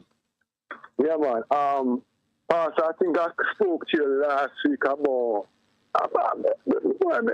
I don't really understand Jamaica with so much intelligent people in this country. Mm-hmm. Proud of going to Casey and Olmers and Campion and Maclet. I don't understand. Pastor, on Linda's Road, for the past couple of months now, or weeks now, I had an S. They dug up the road and don't know if they run a pipe or what. But Linda's Road is a very big thoroughfare. Yeah, because it adding some stuff to it and is a part of the sewage movement or water into the city. I know you're talking about. And then they just dig it up and left it. And I said, the trench dug and still. They wide up Black Horse Road. It's fixed and covered. So why is it that we're not proactive? Why is it that after the pipe them done lay, they put down there the stone or the gravel, you patch it or you sink it or you stuff the thing? Why is it that the engineer them or the person who lay in the asphalt not doing this thing right away? Let me the government paying for people front end? No, they're not. And then in most of those contracts, when they do it, they have to put in a portion that return this growth to the same way it was before. And the front part, if they do the road lumpy, so by the time you go over the one air control leak out and shot. Why is it that we don't do the road properly to the original level, like if you go overseas? And water commission is the same thing. They dug up the road, they dug up a good road, and after they dig it up, they just put back the dirt, and that's it. We don't have we have scanned guy for the citizens of this country. Well, my brother. That's self-respective country, Pastor. You making people inconvenient for development, yes. But after, what happened to the respect where you say, no, we have to work in the night to make sure tomorrow morning these people going to work? We just create problem for people in this country. You have to fix the road. You have to fix it on peak hours. We don't have thinking people in Jamaica. Yeah, I asked myself. And it's the same concern people have. You see them doing major road work in the heights of traffic, and you're saying, who control this? So it speaks to what I always speak to the value that we put on people and their concerns, it don't really mean anything. And as I said to people, like what we're saying to Enlightened Self-Interest this morning, he pointed out about the man just parking at the middle of the road and pick up. I said, if Jamaicans begin to say, we don't want that and begin to act, it will change it. Because some of the time them say if you don't protest, government don't hear what you're doing. But there are different ways. We have to become more creative in terms of how we protest and let the government understand that we're not into this anymore. That's just my simple thing. We have to think about it creatively. No, Pastor, we can approach this thing differently, the same way. No, you don't reinvent the wheel. If we want to protest, why is it that we just don't stay home, park, we can't stay home? Because they're protesting. Everybody just stay home and park then car, nobody not go to work. The people must move like Sample, Pastor. Right. I mean, them just, the gas will go up, we go to the supermarket, start there, everything will go up and the people must behave like it is business as usual. Normal, we are in paradise. We can't just stay home and work at this stuff. We want to the mentality of the people we learn from those people back in the 70s. What is happening in Jamaica? And the next thing, those houses on the highway, yes. We cannot build a parliament too much, but billions of dollars. Those houses on the highway, frankly speaking, about how much you think it's for. Now, what is it that called low, low income houses? You can define that for me, please. Well, I don't know how those houses are being priced. I know that there isn't really anything below between $5 and $8 million. Just the land on which it sits carries a kind of a value that even the house is not, the structure on it is not where the value lies. It is the underlying real estate. Low-income housing, I think I remember early in the day someone called us and said that he had been told by NHD that he was ineligible to take a loan because of his the salary, the low income that he was earning was too low. I would have to check and be accurate on what is the price point for those units and what level of salary you'd need to be earning to qualify for housing. I know that the NHD has different programs that you can get loans to build on your own land. You can get grant, and you can there are some products that they have which can help persons to use the land they own, improve a house they have that is not up to par.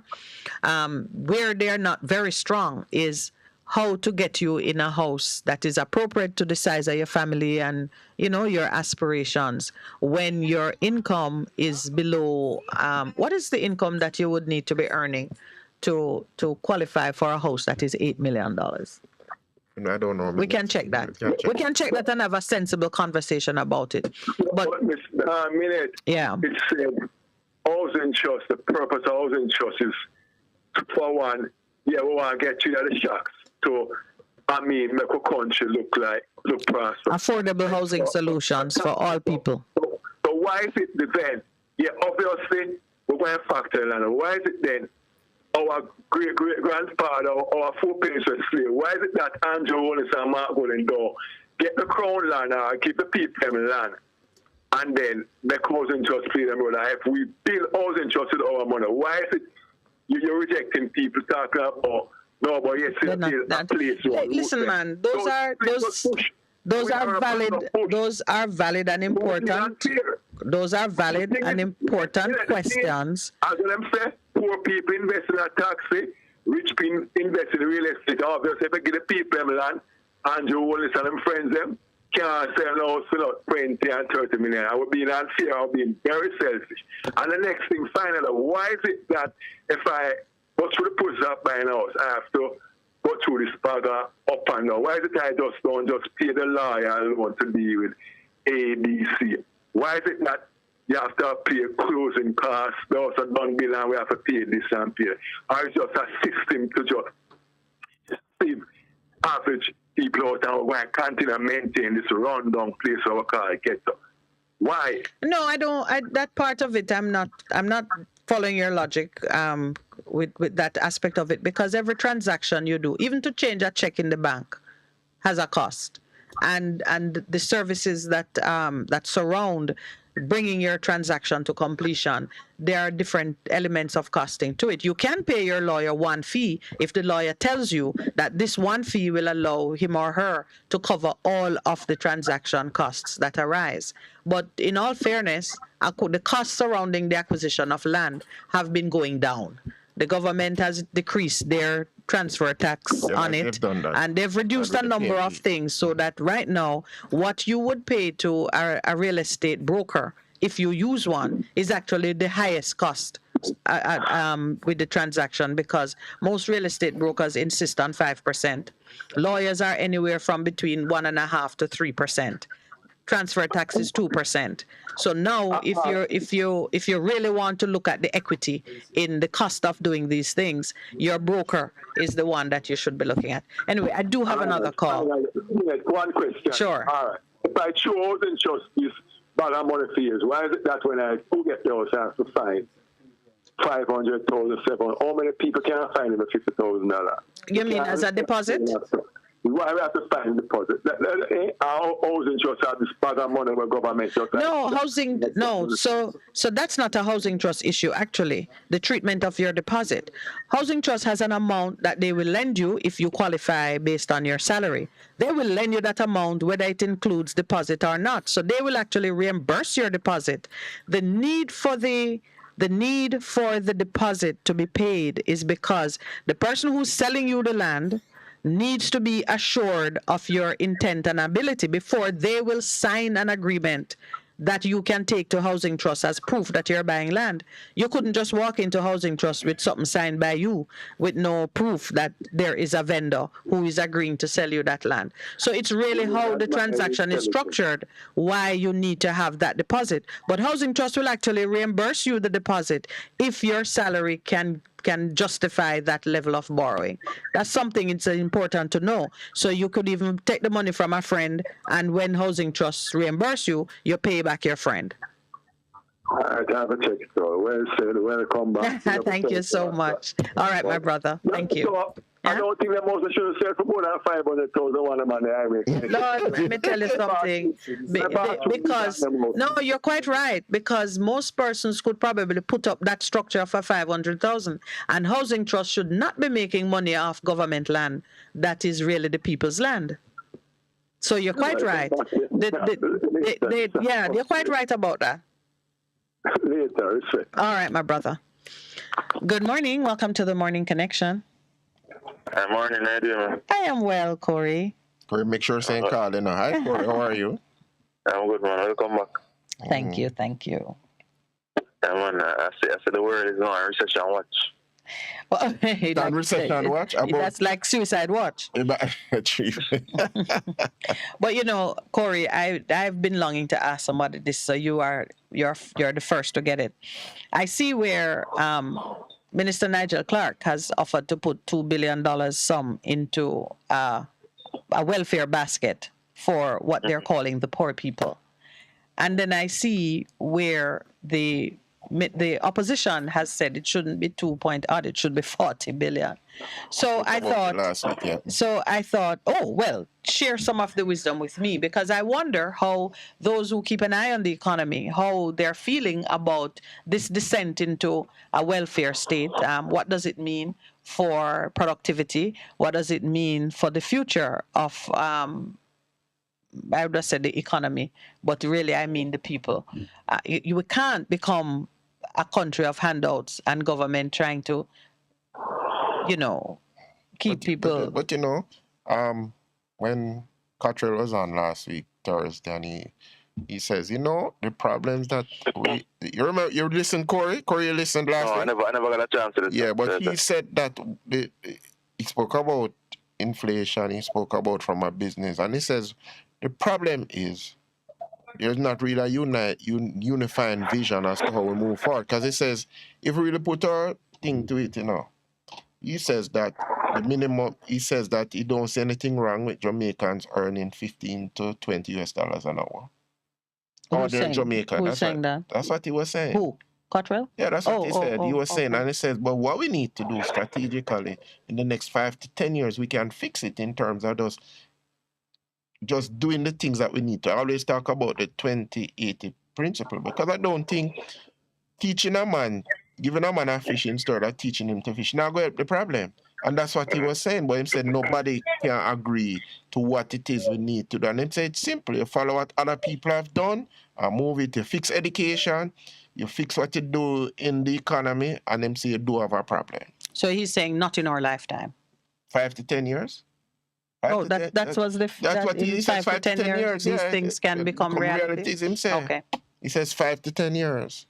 Yeah, and then I've been saying on this program, you've had 2 years with this COVID thing, and then now when it look like election is in the thing, you say I'll give the people their money. It can't work. You could have fixed the thing, food security. Well, I believe there are many Jamaicans who are saying, I don't want your money. Yeah, give me the opportunity to make my own money. That's what they're saying. At the level that I see fit. Yeah. Anyway, Corey, we have taken over your call. What's on your mind, brother?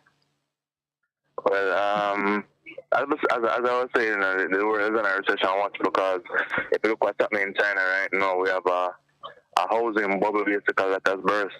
There are contractors that cannot produce houses for which the banks are collecting mortgages. Interest. But we spoke about that 6 months ago, and I remember there was the big crash. Yeah, we're talking about China now. Yeah, man. Yeah. China is an oddity, I don't think we can use China to even measure the rest of the world, because China pretends to be decentralized and free market, and it's not. Well, they control 14% of the world's GDP. Yeah, but I'm saying what you see happening in China, banks collecting money on loans that are not performing, is to me, that's words on paper. It's a government. Thank you. Yes. It's words on paper, because we went to the city of Shenzhen. Shenzhen 20 years ago was a fishing village. Peasant people occupying the land. It is now Huawei City, basically. That's where Huawei has its headquarters, and it is one of the smart cities in the world. And Huawei has university campus, their show and tell technology, display centers are there, and it is kind of a modern day marvel. Lots of high-rise apartments, big, huge hotels, everything looking spanking new. And the person's telling us that 20 years ago, this was sand and a scrub-like terrain. And I was wondering, how do people afford and how they occupy these apartments? And one of the guides, who was just kind of educating us on things, explained to us that when a building gets run down, the government tear it down, put a new one in its place. And if you were a tenant or a leasehold occupant of the old rundown building, you now need to sort of buy your spot in the new building at a new price. And it was causing a lot of old people to be left pretty much homeless, because if you can't afford to go in there, your space gone. It's not a negotiation, because you didn't own it in the first instance. Seriously? Yes. And because they have the one child or the policy, young people who hadn't as yet got, this is a fairly young person was explaining to us what was coming up for them.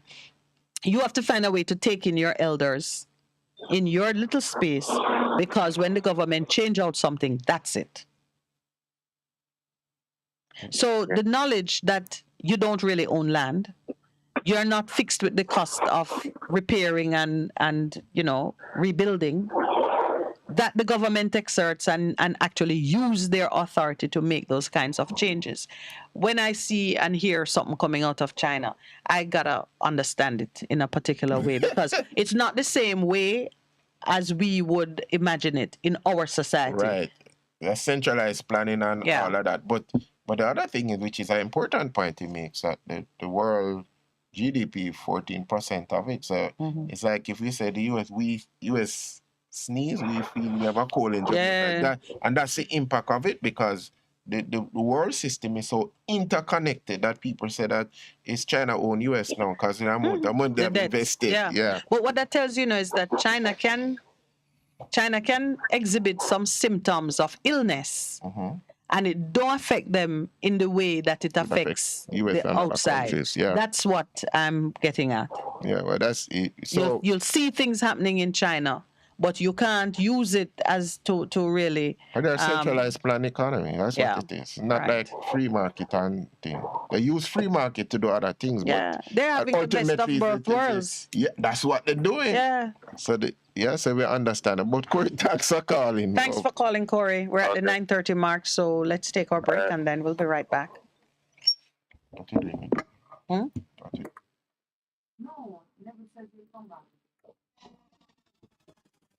We'll be right back. Veteran Printers for all your printing needs. We specialize in calendars, flyers, brochures, and more. Call us today at 968-7506. That's 968-7506. Or visit us at 4 East Bloomsbury Road, off Haggard Park Road. Veteran Printers, your best choice in printing. What should a taxi service do for you? On-time taxi service is more than just a ride to the other side of town. They offer clean and spacious vehicles, reliable service, and promise to always look out for their customers. They'll come when you call and take you where you want to go on time. You can call us at 926-3866. We are something special on the road. This is your beloved Pastor Percy from the Morning Connection. Support our commitment to Jamaica by joining us on Wednesday mornings at 7:30 when we pray for the nation. Show us you care. Advertise with us. For more information, call our offices at 876-276-8935. The Morning Connection is not your usual talk show. We aim to stimulate discussion and chart new paths to self-empowerment.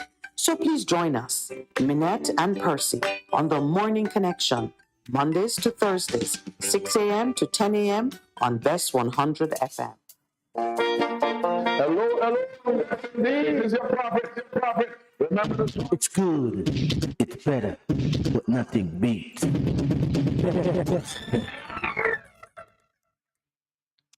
Good morning and welcome to the Morning Connection.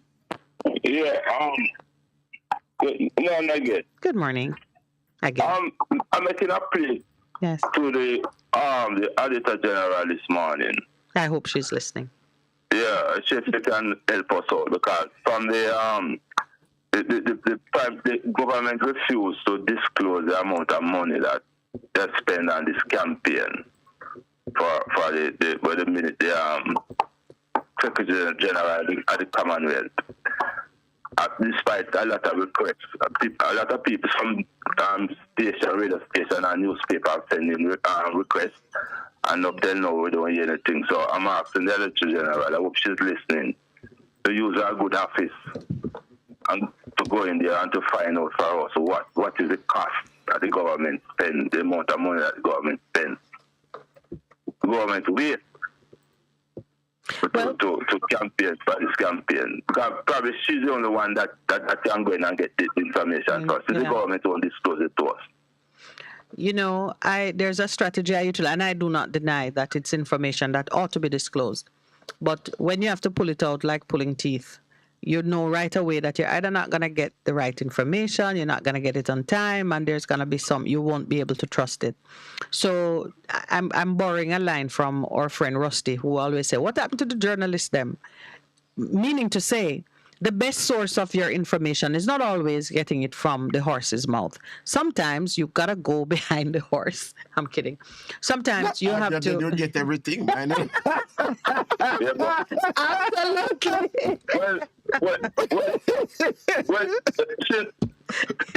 What appears to me in this country that we don't have people that are capable enough of going behind the scene, you know. So yeah, because there's somebody who knows. Somebody booked the ticket and know how much it costs. There's a travel agency somewhere who knows, who has the information. There is somebody who knows whether or not that PR company was actually paid or it was a thing, or there are Jamaicans who are in possession of bits and pieces. And I would say, if you have a concern too, the Integrity Commission should work, because we are always seeking to deal with issues that betray conflict of interest and impropriety in public office. So people can press every kind of door and just keep pressing until, like what happened with the UK Prime Minister, somebody resigned.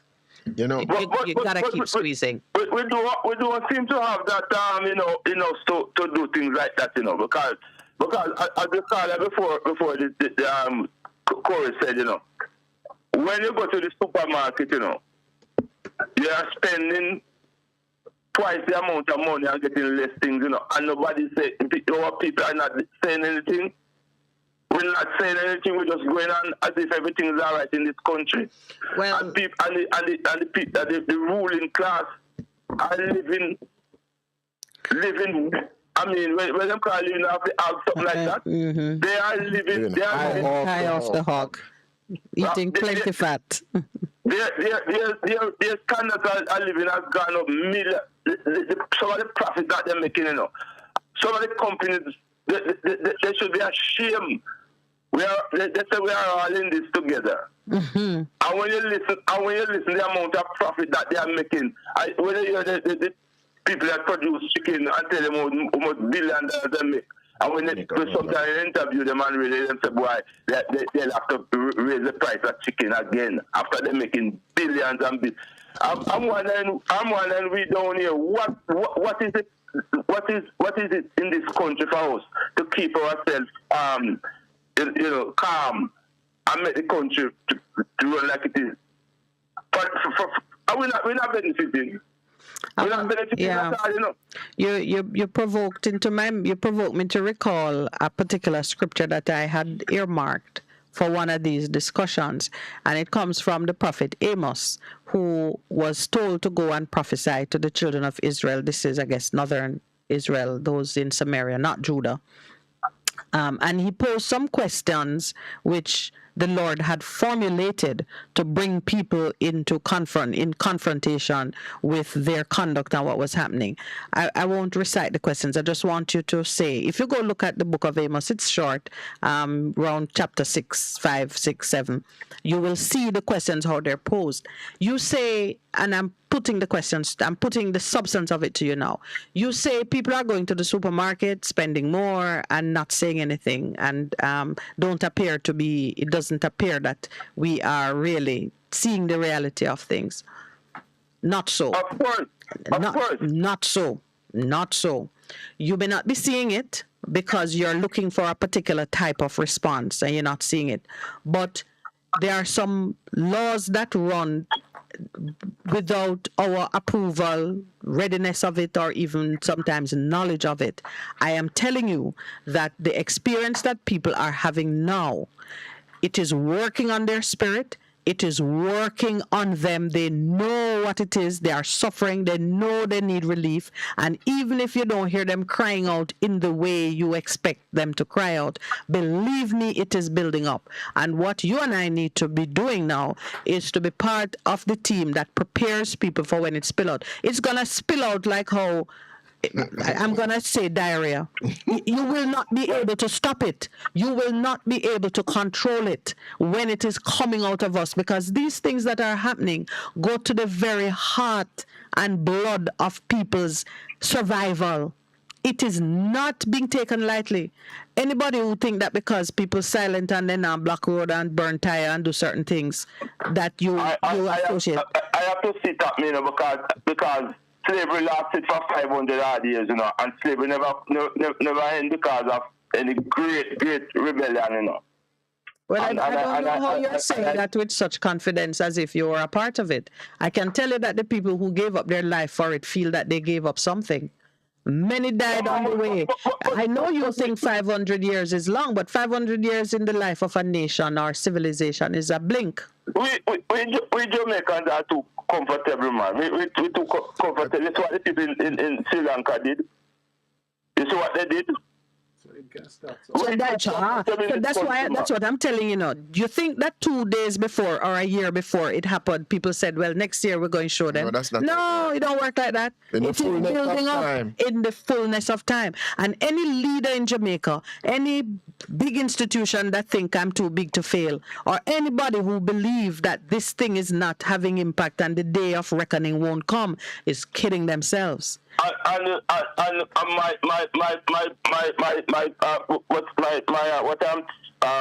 concerned about is that when we start to do things like take action. Yes. The people that is responsible. They're not feeling it, you know. Is a little man, is your brother, if you don't mind, stop your little brother, because when you see people are thief, you know, them find a little man with tree go down the road there and that the man is them thief, right? And them don't find a way to not condone in stealing, you know. I know, so luckily we have another call, so I will pull you from the edge of the cliff. From a man we have plenty. From a man we don't have nothing. Yeah. All right, so I'm going to end the conversation with this. I'm giving you one verse out of the scripture that I spoke to you about. Amos chapter 6, verse 12. Do horses run on the rocky crags? Does one plow the sea with oxen? The answers to those, of course, no. But you have turned justice into poison and the fruit of righteousness into bitterness. There is a consequence, and it is building up, and it will come as surely as night follows day. We must wake up. I want to see the people and wake up. The waking up is a process. I'm glad that you are awake. Your neighbor is coming awake too. All right. I got to take another call. Thank you so much. Good morning. Welcome to the Morning Connection. Yeah, the woman never on the world scene again. Commonwealth, and then call it leadership. Yes. You see, if she run a competition in Jamaica, right? It's amongst Jamaicans, you know. Mm-hmm. For a position in Jamaica. Yes. No, when she go up on the international stage, that will cost way more money than if she do something in Jamaica, about Jamaica. It can, so, yes. Then now, how we know how much money spend? Well, you don't have to guess that they don't want us to know. They don't want us to know because they would have told us. If they wanted us to know and were keeping to the promise was made that when the campaign is finished, they would tally up the bill and tell us what it is. But I believe they expected to be showing the trophy while they're telling us the bill. No. So now it's kind of hard to be truthful about it. Yes, because with the trophy and the bill, probably people them are more calm and know that you win it. Of course. But now you don't win it and the bill, a headache. Yes. So, all right. Yeah. With America and China now, you say America owe China so much money. Mm-hmm. I mean, I think about it. All right. He's a little man, I may come to Miss Minute now. I say, Miss Minute, more you lend me $1 billion, you know, and we talk and we make agreement. I may take the $1 billion and build my society now. Right. And build my army and can defend myself against Miss Minute, who was powerful before me. I have to give up Miss Minute no money, you know. War, it's a war you come big now. Aye. In this world, might is right. Yes. So, to me, I feel like America got to pay back most of their money there before them pay back them create world war. Well, let's put it that is my opinion on that. Yeah, and let's put it this way. Many things have different currency. You need money from me, I give you cash. The cash is worth less to me than having you where I want you. Do you understand what I'm saying? Each person gets out of a deal what they want. You want cash? I'll give you the cash. You can build yourself to wherever you want to be. But what I need from you is not that you give me back the money. Sure. I need you to keep buying my goods. Yeah. And next thing now, we have to talk about this. As we keep on saying that, what we think we're lacking Jamaica, because we can't wait till people have diarrhea, you know, because we have diarrhea. Everything could have mashed up, you know, chaos and building, burned down, and because that diarrhea represents. Yeah, right. So you think if the people them in a certain position where realize Wagwan can unify themselves, we can prevent the diarrhea. Because when diarrhea comes in, organize, you know, baby, well, shit up. Well, that is, and you that know. means the building could have burned down, and courthouse burned down, everywhere burned down, and road place catching a fire, government house burned down, and prime minister house burned down. But you see, that's the work we're doing here on this program. That's the work we're doing. We are the antidote that you take before the storm hits. And more persons need to be a part of that. More persons. Well, I'm telling you, I'm here. Yeah, man, we know. Long time. So just up to the eye them to try unite to the force, finding one another who are one certain meditation, get the unification, because Paul Boga, Marcus Garvey is not about talking, you know. The point is, you know, them name known above everybody else or most people because they make the move. Okay. To create the unification, to create the change. It's not just about talking. Somebody needs to get up and start make the move to unite certain brains out there, because only us down here still have a certain brains and certain understanding and willing to unite amongst the eye them. Okay. And when many see this happening, they will join too. Yes. Yes. All right, let's up. Cool. Okay. You know, we have another call online. Okay, welcome caller to the Morning Connection. How are you today, sir? Yeah, big man. Yes, my friend. Hello, yeah, man. We're hearing you, my friend. Turn off the radio, though. No, it's not. No, it's the phone from the radio, man. Okay. Yeah. What I say? Yes. What is the prime minister in the country? What is he for? He's supposed to be the maximum leader, doing the things that are well, some would say chief servant of the person, making sure that everything is coordinated and redound to the benefit of all Jamaicans. Mm-hmm. So tell me something now. Why is it him can really come out and speak to the nation and try to make things better on a level that everybody can afford to do what they want to do, and things just move for a level same way? Why is it? Why is this thing just keep going up and nobody saying anything? Eh? I don't want to know. You're talking in terms of the price increases and so on. Everything, big man, everything. Poor people right now can't buy poor people food right now. Okay. You understand? Mm-hmm. Well, you know. Bacchanal and thing the grand sky height around the chicken price. Yeah, okay. Yeah, I hear. Bacchanal and thing the cornmeal, flour, sugar, all the basic staples items that people could afford one at a time can't afford it right now. So what is going on in the country? And that country, even like us, and even smaller than us and things, trying them best to mend things. What we are doing in Jamaica here, I'm going to keep talking. Eh? Nobody is trying to come out and say nothing what is right. Eh? Oh, my brother. I don't understand what's going on. Nobody here that you can hear about is the People's National Party, the Jamaica Labour Party, and what they do and what they never do. Eh? And the country is keeping down underneath a dark shadow. Okay. Eh? So let me ask you a question. Something is wrong, man. Something is wrong. Yeah, we know. Okay, but my brother, there are a lot of things that are wrong. You personally think there's any solution within your sphere that you can deal with in terms of bringing about a change? Is there anything that you can do? Hear me now. Hear me now. You see the people in Jamaica, we the people in Jamaica. Yeah. Most of it, we're willing to do the right thing, but what? There are the rest of people that is all about go to bed with once and wake up with gimme. Free mentality, enough of them. Okay. Understand? Enough of them don't want to work either. And the politicians, them buy them out with a $2,000 and a plate of curry goat and that's it. And the belly full and all right, little later, them start crying out that them hungry. You understand? Well, you know, one of our mission, my brother, and it's good to end on this note, the morning show on this note. One of my mission is to be that one person who don't need to see anybody else doing the right thing for me to do it.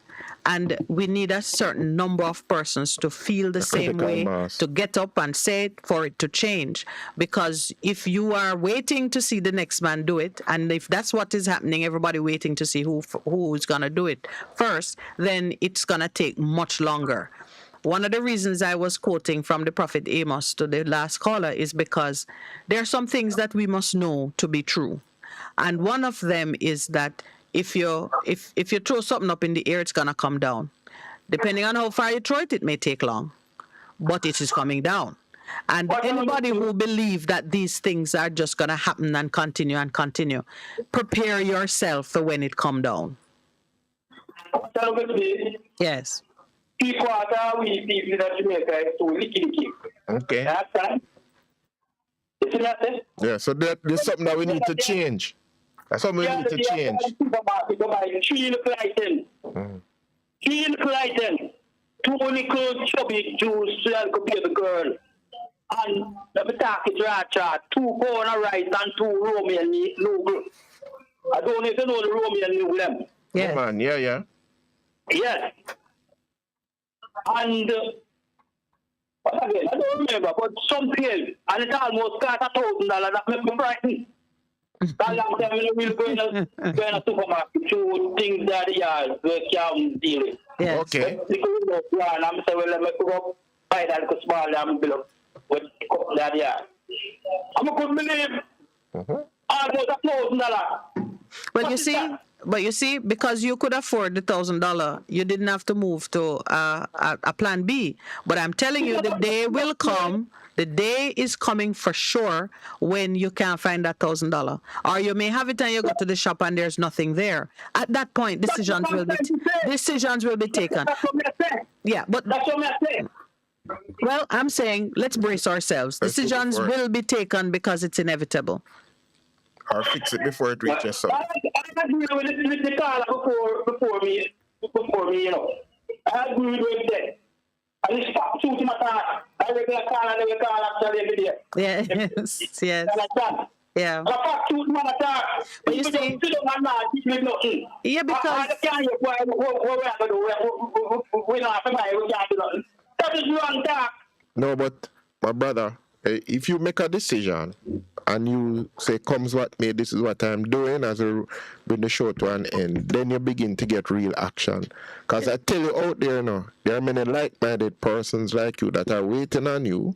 You do something and say, oh, but that can do. And then what it does, it creates a tsunami of change, a change in the thing. But it begins with our justice with each other. It has begun, you know. Yeah, it has begun already.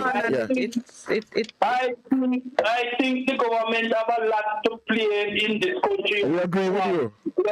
I agree with you.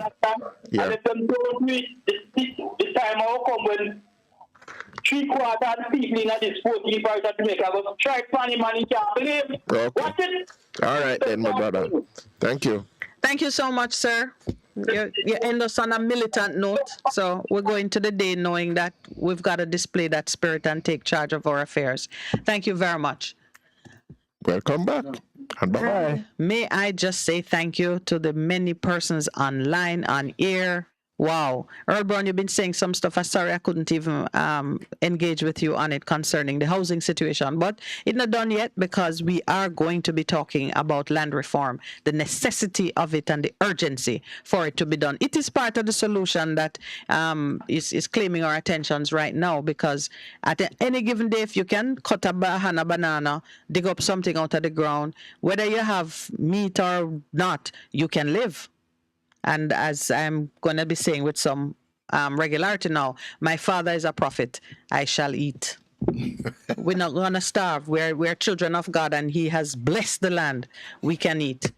But we got to know how to move in this time. So thanks to those in studio, and thank you all for the warm welcome back that I've received. And I'm sure there are many persons who were trying to call us, but they will get through tomorrow by the grace of God. Pastor Percy, thank you so much. for sitting with me and hearing my stories of my travels. Everyone, please have a blessed day. Walk good, don't book it too. Yes.